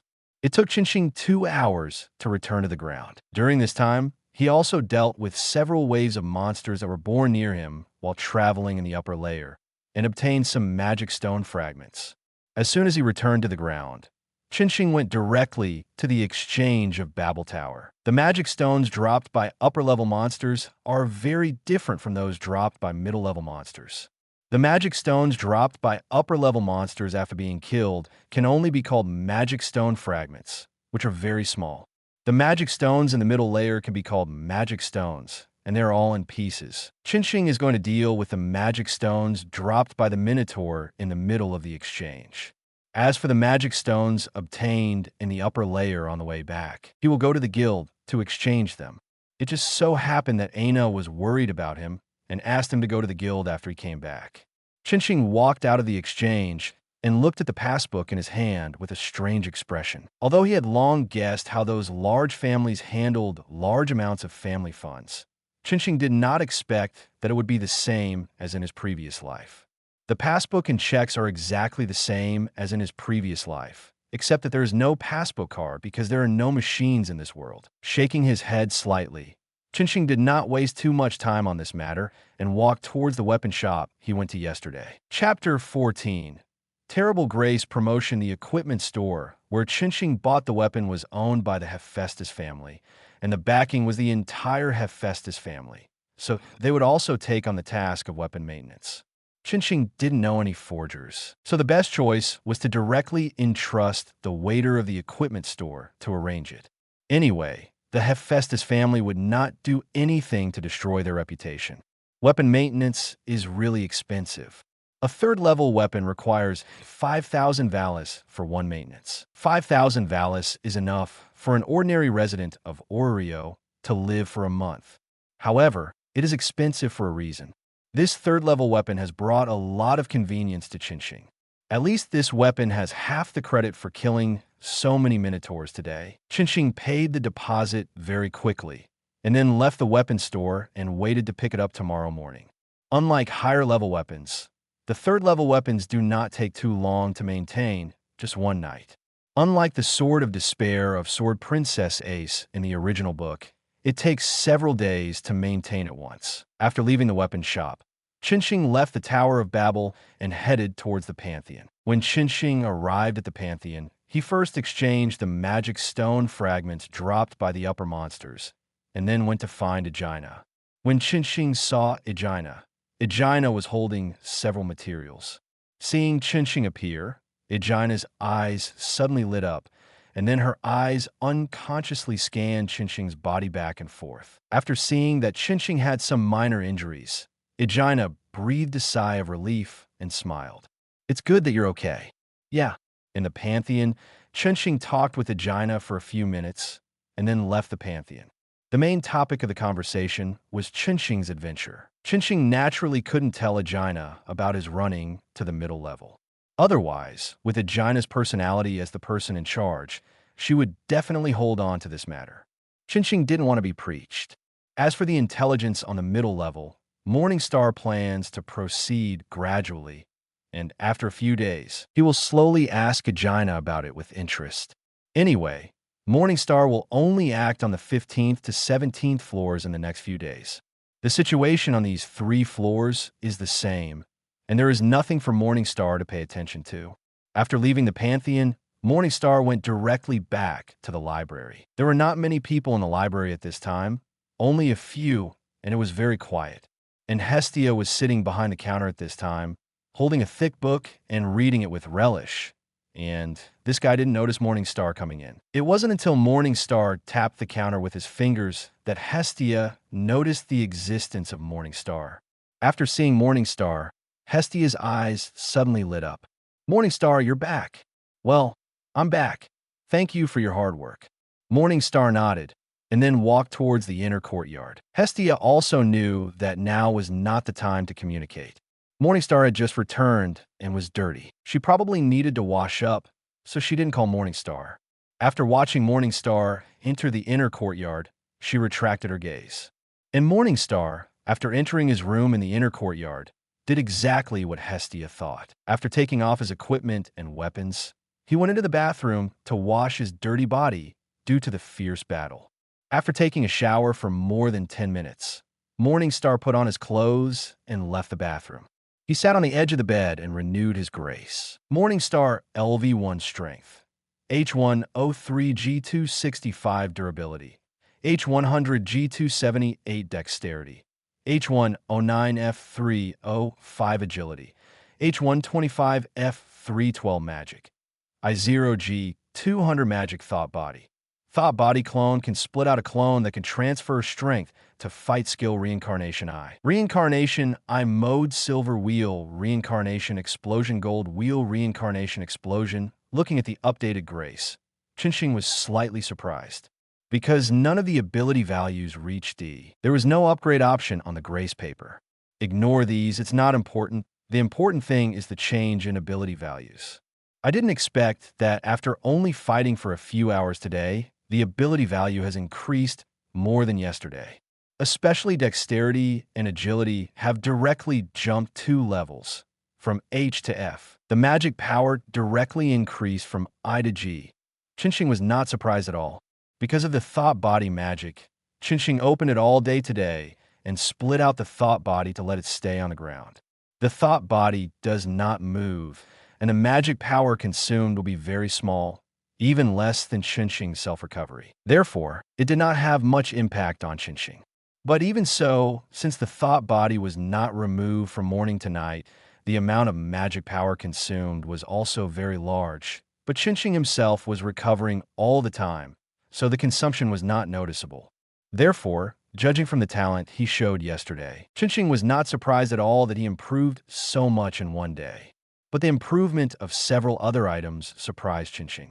Is it because the battle today was too intense, so I got a strong training? Looking at the changes in ability values, Chinching muttered to himself, "It's not something that can't be revealed, so there's no need to mutter in his heart.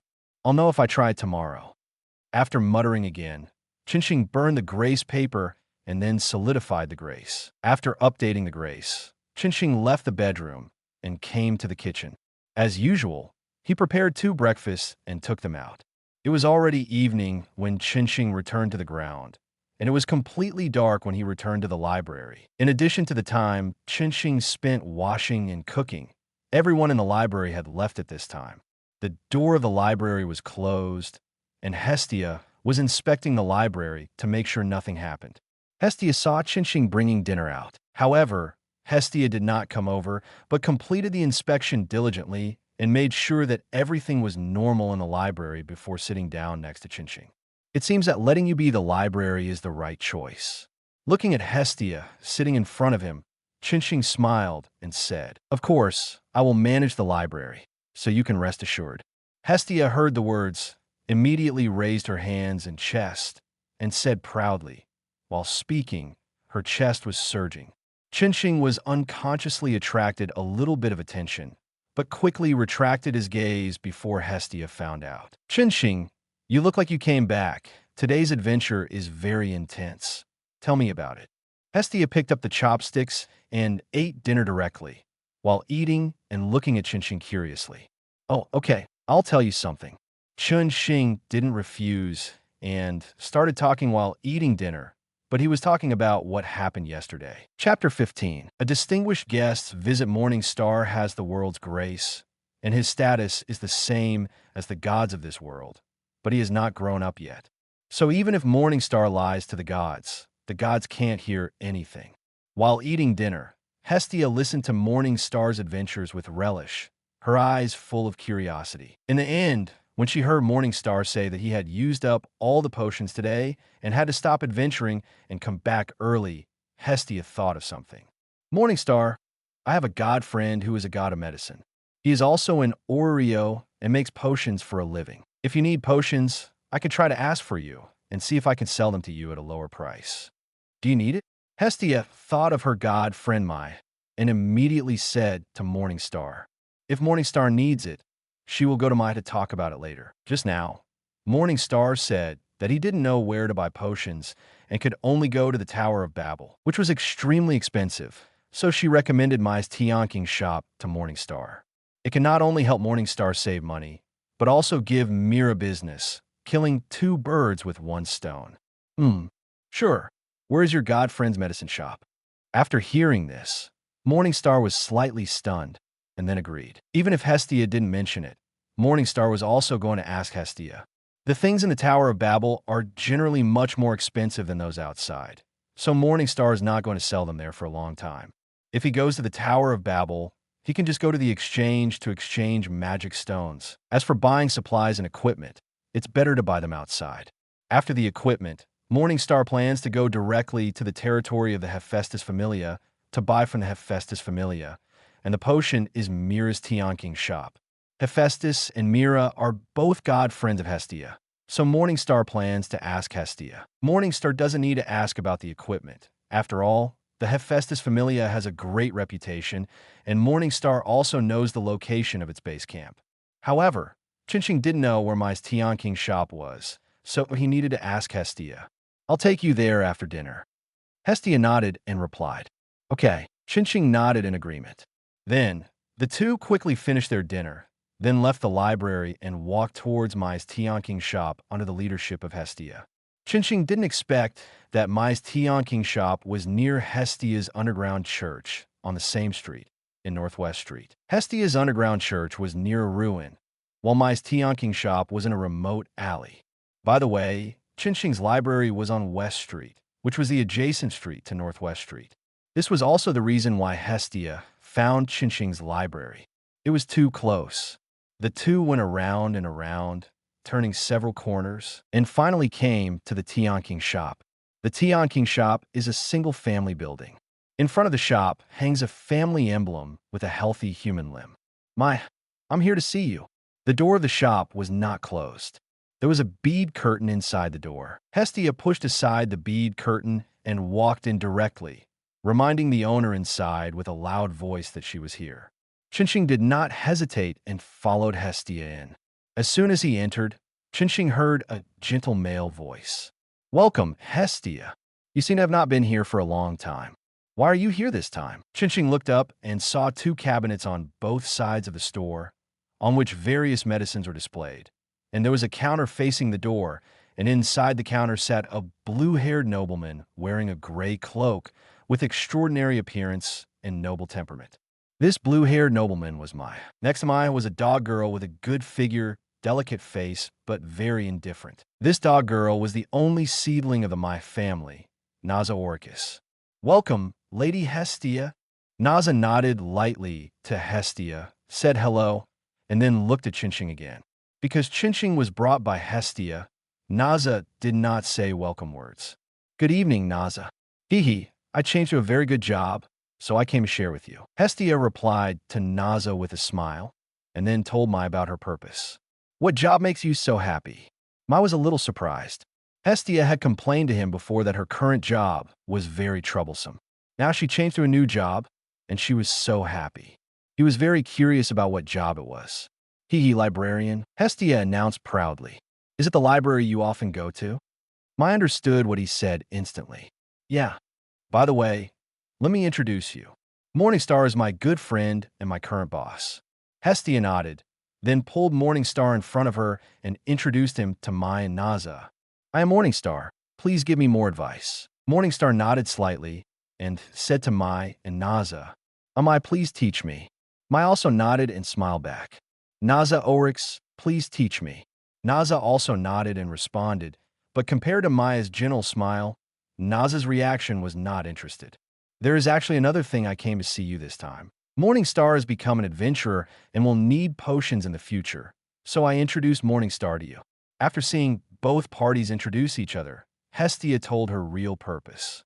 As soon as the voice fell, Hestia felt that her eyes were blurred, and Naza, who was originally standing at the counter, disappeared. Glancing to the side, Hestia found that Naza had appeared beside her at this time, holding Morningstar's hands with both hands, looking at Morningstar with sparkling eyes. "Dear guest, I am sorry for not welcoming you." Morningstar. Hestia. Mai. Chapter 16, Son of Light. Ryu, Morningstar, and Hestia did not stay in the Tianqing shop for too long.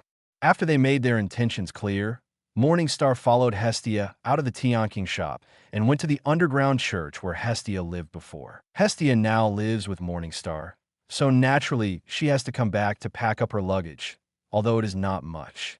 It is mainly some of Hestia's clothes. As for the others, Hestia does not need to bring them. With a white package hanging behind her neck, Hestia hums a cheerful tune and jumps on the way back to the library. Morningstar watched this scene from behind with a smile on her face. "Come to think of it, Morningstar, didn't you bring weapons with you in the morning? Why are all the weapons gone after you come back?" At this time, Hestia, who was walking in front, seemed to remember something, turned around and frowned, and asked with concern. "The weapons are seriously worn out, and I gave them to the people in the weapon shop for maintenance." Morningstar explained with a smile. "Is that so?"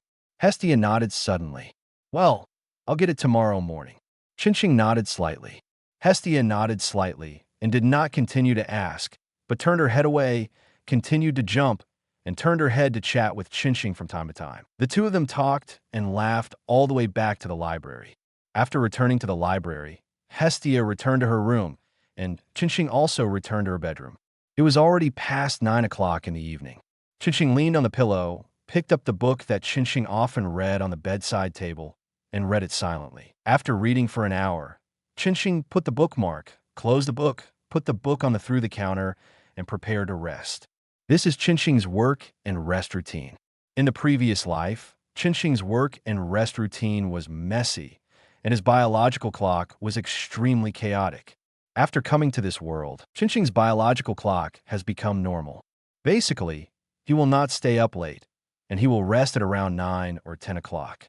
Lying on the bed, closing his eyes, Chinching soon fell asleep. I have to say that Chinching has a very good sleep quality and can fall asleep easily, unlike in his previous life. However, in a daze, Chinching seemed to hear a voice. Ding! You have a new. However, Chunxing, who fell asleep, ignored it completely. The next morning, Chinching opened his eyes on time. Sitting up from the bed, Chinching stretched lazily and then got up and walked to the bathroom. Picking up the toiletries, Chinching began to wash up. While washing up, Chinching looked at the system. Chinching raised his eyebrows slightly. He said that he seemed to hear something when he fell asleep last night. It turned out to be the prompt sound of the system.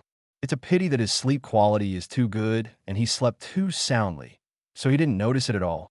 However, since the activation of the drift bottle system, I have received a drift bottle every night. Is this a pattern? I receive a drift bottle every night. Chinching thought while brushing his teeth. Thinking of this, Chinching put down the brush in his hand, picked up the quilt beside him, and started to gurgle, then sprayed it on the sink. He put water in to clean the sink, and then started to put water for washing his face. Let's see in the next few days. If it's like this in the next few days, then the rule is like this. Muttering to himself, Chinching scooped up the water in the sink and rushed it to his face, washing his face. After washing, Chinching came out of the bathroom and looked at the drift bottle that appeared last night. System, open the drift bottle. Ding! The drift bottle has been opened. Congratulations to the host for obtaining a magic book. Magic book. The magic book of the world of Dikuo, which can awaken a magic after use. Looking at this harvest, Chinching slowly typed 3 question marks in his mind. What the hell? I am in the world of Dikuo. Can I still receive the drift bottle from the world of Dikuo? What is this mechanism? Chinching couldn't help asking the system. Host, this system can accept drifting bottles from any world, even the one where the host is. The system gave an answer. After listening to the system's explanation, Chinching was silent, shook his head after a while, and didn't continue to worry about it. Because there is nothing to worry about. Sitting on the bed, Chinching took out the magic book he had just obtained from the system's space and started to read it directly. As soon as he opened the magic book, Chinching felt that his spirit was attracted to a white space. A series of runes that Chinching couldn't understand passed in front of Chinching's eyes, and Chinching fell into the sea of runes unknowingly. When Chinching turned around, a message appeared in his mind. Son of Light, control the element of light, and you can create light attribute magic at will, including attack, defense, and assistance. Feeling the new magic he had obtained, Chinching narrowed his eyes slightly. Such a powerful magic. It encompasses everything and can be created at will. As long as my imagination is big enough, I can create magic related to light. Is this really the magic I can master? Is it because of my unknown talent? Morningstar didn't know why he could get such a powerful magic. Morningstar didn't want to explore it. Since it was his own magic, he just needed to develop it well. After equipping the light armor, Morningstar left the library. Morningstar couldn't wait to go to the dungeon to test his newly acquired magic. When passing by Hestia's room, the door of the room was closed tightly. Hestia didn't seem to get up yet, and Morningstar didn't bother her. After leaving the library, he headed straight towards the Tower of Babel. Morningstar's weapons were still at the Tower of Babel. The people of Hephaestus's family asked Morningstar to pick them up today. They should have been delivered to the Tower of Babel by now. However, on the way to the Tower of Babel, Morningstar paused when passing by the Rich Hostess Tavern. At this time, at the door of the Rich Hostess Tavern, an elf with green hair and wearing the uniform of a Rich Hostess Tavern clerk was sweeping the street in front of the store with a broom. Morningstar recognized the identity of this person at a glance. Lu Liang, a survivor of the Australia clan, ended the existence of the Dark Dawn period. If Lu had not been impulsive at the time and launched a desperate hunt for the Rudra clan, the Dark Dawn period would probably have continued for a while. However, after Lu's desperate hunt, the Dark faction completely quieted down, as if they were frightened by Lu. After that, the Dark Dawn period was completely over. Morningstar had thought about asking Lu for information about the dungeon before, but gave up at that time. Unexpectedly, When passing by the door of the Rich Hostess Tavern today, he actually met Lou sweeping the street at the door. Although he met him, Morningstar did not mean to stop. He just glanced at Lou and then continued to walk forward. After Chinching left, Lou stopped what he was doing and stared at Chinching quietly. For some reason, she felt that Chinching, her compatriot, seemed a little special. It was not only Chinching's beauty, but also other feelings. She felt that Chinching seemed very important to her. This was the feeling she suddenly had. However, she didn't know why she had this feeling. It was obviously the first time she saw Chinching, and it was not even the first time they met. They just passed by each other in a hurry. Why did she have this feeling? Lou didn't understand. After frowning and thinking for a while, Lou shook his head, temporarily suppressed this matter in his heart, and continued to sweep the floor. Chinching didn't know that he had left such a deep impression in Lou's heart. At this time, Chinching had already arrived at the Tower of Babel. After taking back his weapons from the shop of the Hephaestus family and paying the reward, Chinching went down the Tower of Babel, entered the dungeon, turned on the Samsara mode, and quickly flew towards the middle level. Chapter 17. Creating magic. It took more than an hour for Chinching to reach the 15th floor smoothly. As soon as he arrived at the 15th floor, Chinching was warmly welcomed by the dungeon. The first wave of monsters was the largest number yesterday, 7 Minotaur. Looking at this wave of monsters, Chinching's eyes flashed with a smile, and then he raised his hand, and a little light condensed in Chinching's hand. The Minotaur seemed to sense the danger, roaring one by one and rushing towards Chinching. However, not long after rushing out, the light gathered in Chinching's hand gathered into a ball of light, turned into a cannonball and fired at them. The speed was so fast that the Minotaur had no time to react. The 7 Minotaur was instantly pierced by countless balls of light, turned into a sieve, and turned into ashes one by one, leaving only the magic stone falling on the ground. Ding dong. Well, it's powerful, but it consumed 1/3 of my magic power at once. Looking at the destructive power caused by the light magic he had just created, Chinching couldn't be happy, and his mouth twitched, because Chinching felt that the magic just now had drained 1/3 of his magic power and mental power at once. The magic power of the earth is a general term for magic power and mental power that complement each other, but the power of magic mainly depends on mental power. The magician uses the magic power in his body as a guide, and then uses mental power to absorb the magic power from the outside world to increase his own magic power, so as to maximize the power of magic. Otherwise, with the pitiful magic power in the body of the magician who just obtained magic, he can't even release a single magic. When releasing magic, a magician with strong mental power can absorb more external magic power to increase his magic power and release more powerful magic. But this also consumes mental power. 7 Minotaur were killed instantly with 1 magic. Even if the firepower of magic is not LV3, it is the top level in LV2. And my magic power is just starting now. It is not very strong to begin with. It seems reasonable to consume so much at once. Let's call this magic the wing of light. Next, create another light magic, and then we will fight hand to hand. After naming the magic he just created, Chinching prepared to create another magic and then fight in close combat. You can't do it carelessly when consuming magic and mental power like this. Otherwise, you will be like Belle in the original book who just got magic and used magic casually in the dungeon, which directly exhausted his spirit. Belle in the original book was lucky. After he fainted, the dungeon did not take advantage of the opportunity to enter, and he also met Sword Princess Ace and 9 Magic Princess Lavilia, so he survived safely. Chinching doesn't think he has that luck. After picking up the magic stone, Chinching continued to move forward along the passage. After turning a corner, Chinching encountered the hospitality of the dungeon as expected, and another wave of Minotaur appeared. Speaking of which, is it true that only Minotaur was born on the 15th floor? I didn't encounter any other monsters all day yesterday. Looking at the monsters that roared and rushed towards him after they were born, Chinching thought curiously. Although the area between the 15th and 17th floors is the territory of Minotaur, there shouldn't be only one kind of monster. There should be some other monsters. But he stayed on the 15th floor for 3 hours yesterday and didn't encounter any other monsters.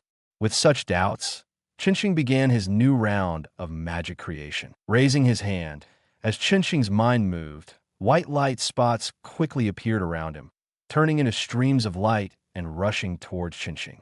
After arriving in front of Qinsheng, the light spots changed, quickly extended, and turned into a series of light rays connected together and finally turned into a transparent crystal barrier. Barrier of light, he murmured in a low voice, and the attack of the Minotaur that rushed over directly fell on the barrier of light in front of Morningstar. The powerful impact fell on the barrier of light, and the barrier of light just swayed slightly, and then there was no movement. The joint attack of the 5 Minotaur was completely unable to shake the defensive magic that Morningstar had just created.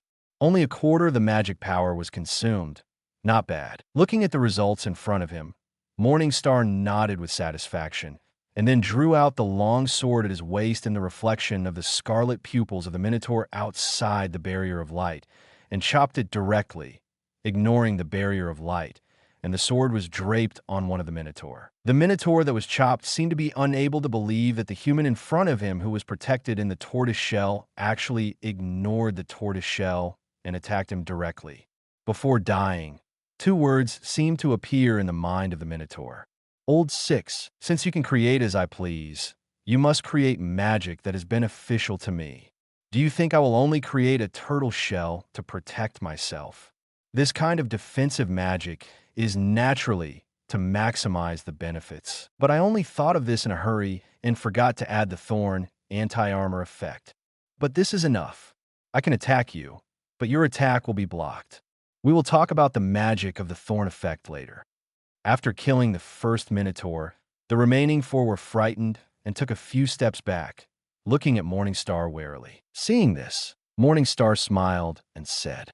However, Morningstar also knew that these Minotaurs could not understand what he said at all, so he did not say any more nonsense, and rushed up with a light barrier that was not yet a small hour, and launched a violent attack on the 4 Minotaur. These 4 Minotaur can be said to be the most frustrated monsters that Morningstar has encountered in the past few days. Being chased and beaten by Morningstar, but unable to attack Morningstar, he could only watch Morningstar's attack cut into him, and watch himself die in Morningstar's hand so aggrievedly, and become the magic stone in Morningstar's hand. It disappeared. After picking up the magic stone, Morningstar found that the barrier of light on him disappeared. I'll create these 2 today. Tomorrow, bring more potions to restore mental power and experiment with more magic. Morningstar put the last magic stone into the bag and said with a smile. Then, Morningstar took another step and moved forward. In the next few hours, Morningstar did not continue to use magic, but honestly used hand-to-hand combat to solve the monsters. Although I bought some more potions to restore mental power last night, these potions are used to restore the mental power consumed in hand-to-hand combat, but there is no extra potion to restore the mental power consumed by using magic. Don't think that hand-to-hand combat does not require mental power consumption. On the contrary, it is also very mentally consuming to concentrate during hand-to-hand combat. Otherwise, Qinsheng would not have used up all the potions to restore his mental strength yesterday. Time passed silently, and soon, a day had passed.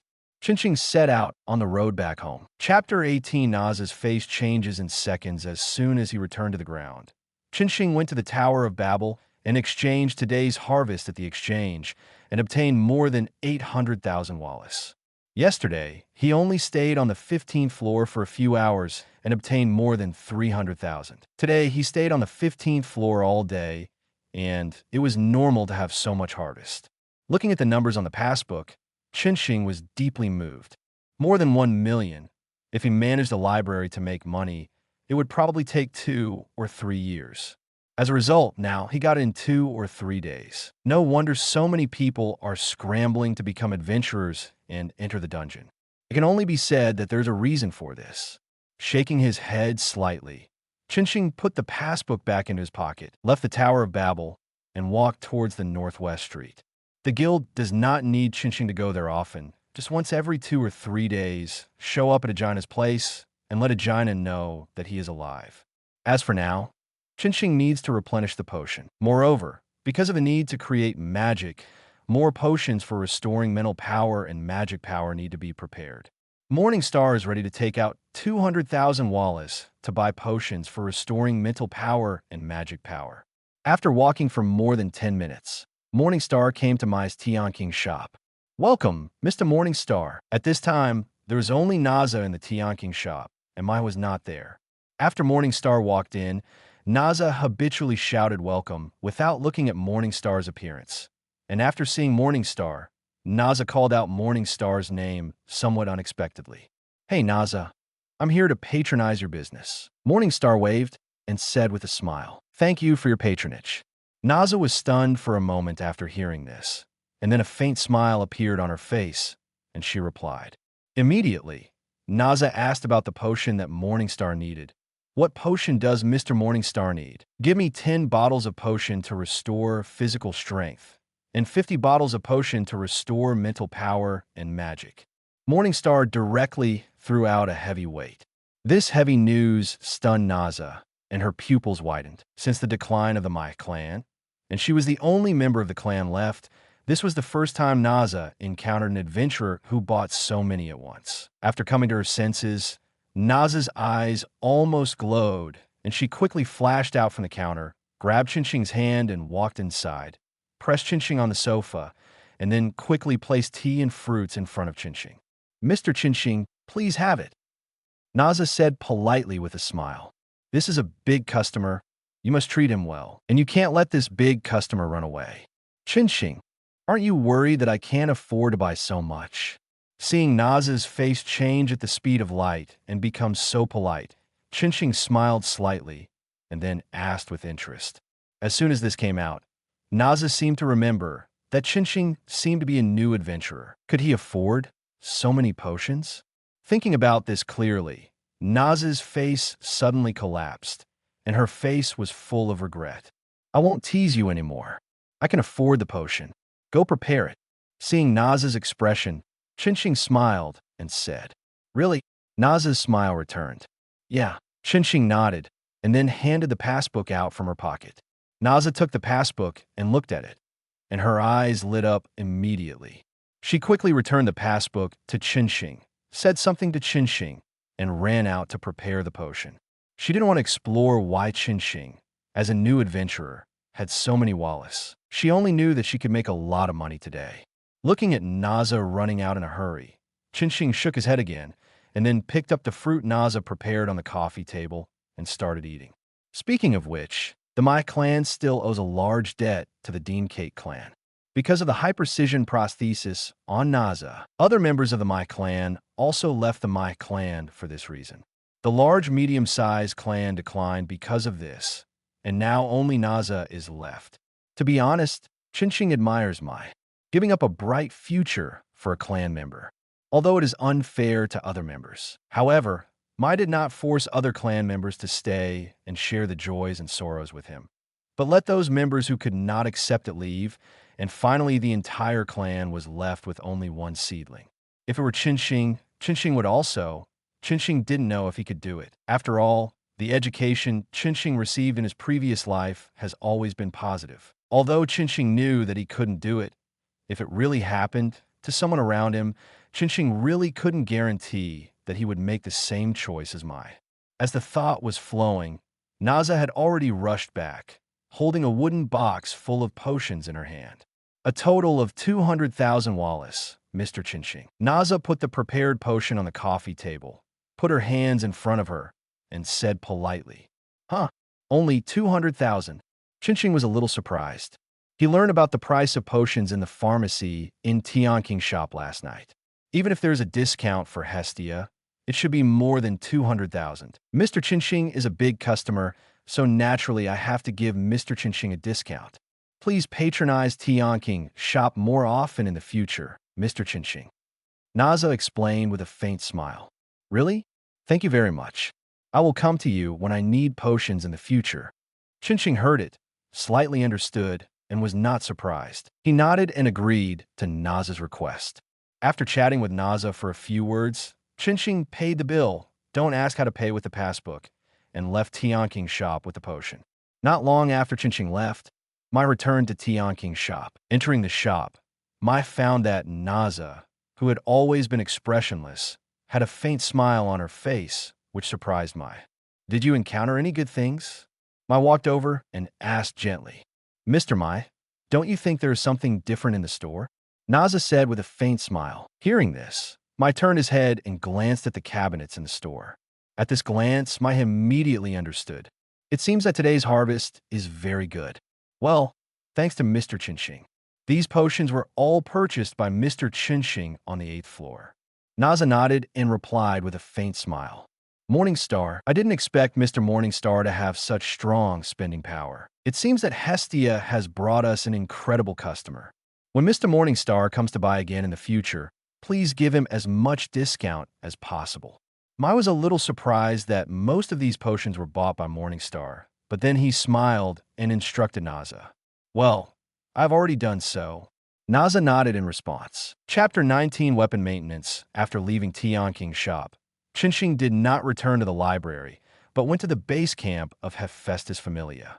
After stating his purpose, a member of Hephaestus Familia took Chinxing to a place. It is common for adventurers to come to the forger to maintain their weapons. So the members of Hephaestus Familia were not surprised by Chinxing's purpose and took Chinxing to the forger directly. The forger who received Chinxing was a dwarf uncle with a full beard and a very strong body. When Chinxing saw this dwarf uncle, he was sharpening a weapon and maintaining it. Hearing the footsteps of Chinxing and others, the dwarf uncle spoke without raising his head. The first level weapon maintenance is 1 million, and the second level weapon maintenance is 500,000. The third level weapon maintenance is 50,000. Put the weapon there and you can leave. The dwarf uncle pointed to a workbench not far from him and said. Chinxing heard it and left after putting the weapon on the workbench.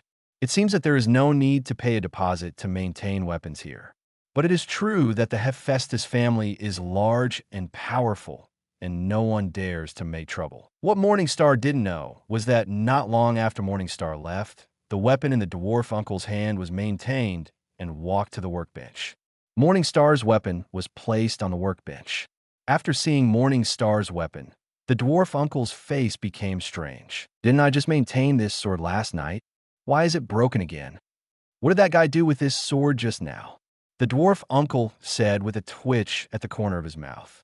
He was very sure that he had just maintained the long sword in front of him last night. When it was delivered last night, the weapon was worn out a lot. After he maintained it, he gave it to the people of the family to send back to the Tower of Babel. I didn't expect to see this long sword again today.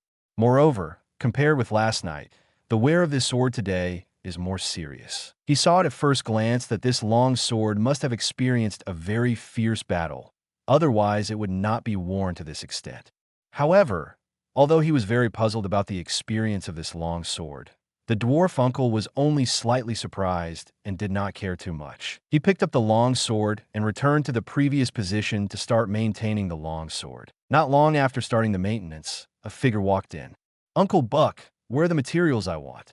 The figure shouted loudly to the dwarf uncle as soon as he entered the door. "It's there, go get it yourself." The dwarf uncle, that is, the dwarf named Buck, replied without raising his head. "Thank you." After hearing this voice, he walked towards the wall and took a piece of metal ore from a wall cabinet. However, after getting the metal ore, the figure did not leave, but walked to Uncle Buck's side. "Huh? Didn't you just maintain this weapon yesterday? Why is it worn out again, and even worse than yesterday?" The figure came to the dwarf named Buck, leaned over, and took a look and said in surprise, "Who knows? However, the user of this sword really cherishes this sword. Although it is severely worn, it can be seen that the user did not recklessly fight during the battle, but was very careful and did not let the sword be hit too hard. Even so, the sword is still worn to this extent. I don't know how many battles the owner of this sword has experienced today." Uncle Buck shook his head and said that although the long sword was severely worn, as a senior forger, he could still see these. That's right, you can tell at a glance that it has experienced many fierce battles. However, I haven't seen someone who cherishes weapons so much for a long time. "Uncle Buck, let me take care of this sword. When this sword is sent here for maintenance in the future, you can have someone send it to me." The figure nodded in agreement, but then made a request. Tsubaki, haven't you been improving your forging skills? How do you have time to maintain your weapons? Uncle Buck heard this and immediately raised his head and looked at the person in surprise. Red bell-bottom pants, white short-sleeved kimono, brown-black skin, a black-eye mask on his face, long black hair tied into a ponytail, and scarlet pupils piercing. The person who came was Tsubaki Kobrand, the leader of the Hephaestus clan and the first master craftsman of Orio. Well, I haven't met someone who cherishes weapons for a long time, so I want to get in touch with him. Facing the inquiry of his colleagues, Tsubaki smiled and said that any forger would like this kind of adventurer who cherishes weapons. Okay, if this sword is sent back again in the future, I will have someone send it to you. Uncle Buck heard this and nodded and agreed to Tsubaki's request without further questioning. Well, thank you, Uncle Buck. Then I'll go back first. After hearing the agreement of his colleagues, Tsubaki nodded and thanked him, and then turned and left here. Buck nodded, then lowered his head and continued his work. If Morningstar knew that he didn't want his weapon to be worn out too much, and tried to ensure that his weapon would not be damaged before he returned to the ground, and paid special attention to the collision of the weapon, I wonder what he would think. However, Morningstar didn't know. After leaving the Hephaestus clan base camp, Morningstar walked back to the library. It was a little late today, and the library was closed. Hestia didn't seem to be in the library either, as if she had gone out. Morningstar didn't look for her either. After all, Hestia had her own life. Now that she was off work, she could go wherever she wanted, and he couldn't control her. I just don't know where Hestia went at this time. After muttering silently, Morningstar returned to his room, washed up as usual, and went out of the bathroom to renew his grace. As Morningstar's blood dripped on his back, the azure light spread in the room. Chapter 20 Upgrade Retention Morning Star LV1 Strength, G265D503 Durability, G278D512 Dexterity, F305D523 Agility, F312D510 Magic, G200D456 Upgrade, Optional Development Ability, Magician, Swordsman Magic Thought Body. Thought Body Clone can separate a clone that can transfer strength for combat Son of Light. Master the element of light can manipulate light at will and create light attribute magic skill Reincarnation I. Reincarnation I Mode Silver Wheel Reincarnation Explosion Gold Wheel Reincarnation Explosion. Has the ability value Reach D? My qualifications are really evil. Looking at the updated value of Grace, Morningstar couldn't help but sigh. This is not Morningstar's boasting, but the fact. Morningstar is sure that since the birth of God's grace, no one has a talent like him, and the ability value is improved as easily as drinking water. It took only 3 days to upgrade to D, which is unprecedented. Even the red-eyed Rabbit Bell was forced to go on an expedition by the guild after he upgraded to LV4.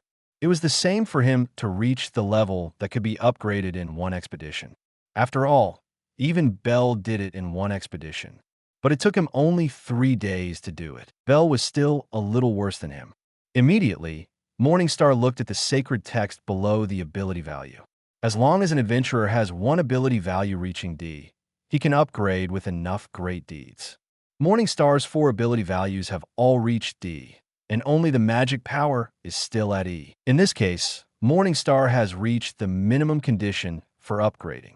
And because he killed so many Minotaur at LV1, Morningstar's great deeds value can be said to be full, and it can be said to be full. It is even possible that it has overflowed, just like Lou in the original work. Of course, this is just a sincere guess. However, although it is possible to upgrade, Morningstar will not upgrade just like that.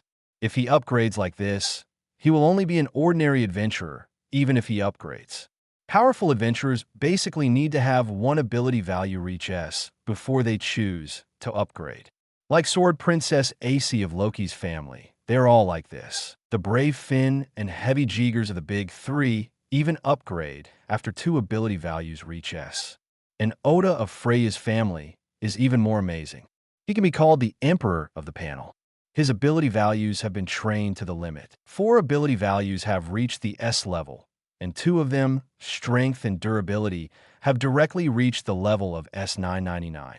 The other 2, dexterity, and agility, have also reached S991 and S989 respectively. Only the magic value slightly held back, reaching only D. Morningstar benchmarked himself against these powerful adventurers. Even more, Morningstar wanted to surpass them. With his own talent, even if he couldn't break the limit like Bell in the original work and reach the level of double S or triple S, he had to train all 5 ability values to S999. Otherwise, he would be ashamed of his talent. After burning the grace paper, Chinching solidified the updated grace, then put on his clothes, left the room, and walked towards the kitchen. Because Hestia was not there, Chinching only prepared his own dinner. After a simple dinner, Chinching, who had nothing to do, returned to his room to create magic. Because he was in his room, Chinching did not create offensive magic, but chose to develop defensive and auxiliary light magic. Chinching's imagination is not special, but he read a lot of novels in his previous life, so he still has some imagination. In just 1 hour, Chinching created 10 magics, 5 defensive ones and 5 auxiliary ones. A total of 10 bottles of potions for restoring mental power were consumed. Let's stop here today. Rubbing his forehead and feeling the tingling sensation in his brain, Chinching muttered silently. Although there is a potion to restore magic and mental power, it is still a bit difficult to approach mental exhaustion several times in an hour. The brain has given a warning. If it continues, it will really be mentally exhausted. Chinching doesn't want to be mentally exhausted. Rubbing his forehead and leaving the bedroom, Chinching took a glass of water in the kitchen. When passing by Hestia's room, Chinching knocked gently, but there was no response for a long time. Then he gently pushed the door and found that it was actually open. The room was dark. Chinching turned on the magic stone lamp. The room was empty and there was no sign of Hestia. Hestia, this guy, hasn't come back yet so late? Looking at the empty room, Chinching frowned slightly. It's so late, it's not good for a girl to be outside. I forgot that Hestia is a goddess. There's no need to worry. Everything, it would be strange if I didn't worry. After the gods descended to the world, except for some special gods, they're basically powerless guys. The same is true for Hestia. It's so late, and she hasn't come back yet, so I'd better go find her. After muttering to himself for a few words, Chinching decided to go out to find Hestia. As his first friend in this world, Hestia still has a heavy weight in Chinching's heart. Forget it before. Now Hestia lives with him, and Chinching will still worry if she doesn't come back so late at night. After leaving the library, Chinching began to think about where Hestia would go. Mai's Tianking's shop, then the base camp of the Hephaestus clan, and then the underground church. After that is the residence of the Jinyu Lei clan, but he doesn't know where that place is. In addition, the most likely place is the tavern near Northwest Street. After thinking silently for a while, Chinching decided on the order of search and walked towards the dark street. Chapter 21. Cultural Invasion. Sneaky figures, eh? Hestia, didn't you go back? At the Tianking's shop, Mai was very surprised when he heard what Chinching said. He already knew that Hestia was living near the library. Hearing that Hestia hadn't gone back so late, he was a little worried. It was already past 10 o'clock in the evening, and he was really worried that something might happen to Hestia. I'll go with you to look for her. Mai, who was worried about Hestia, got up and wanted to go with Chinching to find Hestia. Hestia has a friend named Jianyule. I don't know where his residence is. Do you know Mai? Chinching nodded and asked. I know where it is. I'll go to Jianyule to have a look. Mai nodded to show that he knew, and then offered to go there to look for it. Then I'll leave it to you. I'll go to the Hephaestus family to have a look. Chinching nodded and thanked him. Okay, let's split up. Mai nodded slightly, and then took Naza and Chinching out of the store. It was so late, the store was naturally not open, and there was no need to close the store. After the three left the store, they split up. Mai and Naza went to the Jinyu Lei clan, while Chinching rushed to the Hephaestus clan. Soon Chinching came to the Hephaestus clan. Lady Hestia? I've been here. I remember that Lady Hestia left with Lady Hephaestus 2 hours ago. I don't know where they went. At the Hephaestus clan base camp, Chinching asked the guards of the Hephaestus clan, and the guards immediately told Chinching what they knew. Hearing that Hestia left with Hephaestus, Chinching breathed a sigh of relief. Immediately, Chinching was curious. These two people ran out so late. Where did they go? An answer instantly emerged in Chinching's mind. Tavern according to Chinching's understanding of Hestia. Hestia would come out at night, probably just to drink. In the original book, Hestia went out to drink with Maya at night and complained about the protagonist Belle's lack of understanding of romance. Other than that, Chinching couldn't think of what the two of them were doing outside at night. After pondering for a moment, Chinching took a step and looked for taverns in the 3 streets of Northeast Street, North Street, and Northwest Street. As for why he was looking for 3 streets, it was because the Hephaestus family was in Northeast Street, and the two were likely to drink in a nearby tavern. And then it was Northwest Street, because there were the most taverns in Northwest Street. As for North Street, well, it was just passing by. From Northeast Street to Northwest Street, it was across North Street. If Chinching wanted to come to Northwest Street, he naturally had to pass by North Street and search for it. Did I guess wrong? Chinching walked slowly on the dim street, frowning slightly.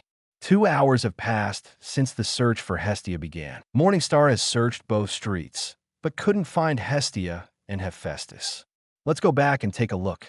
Since he couldn't find the two, he decided to go back and take a look. Maybe Hestia has returned to the library. Do what you want to do.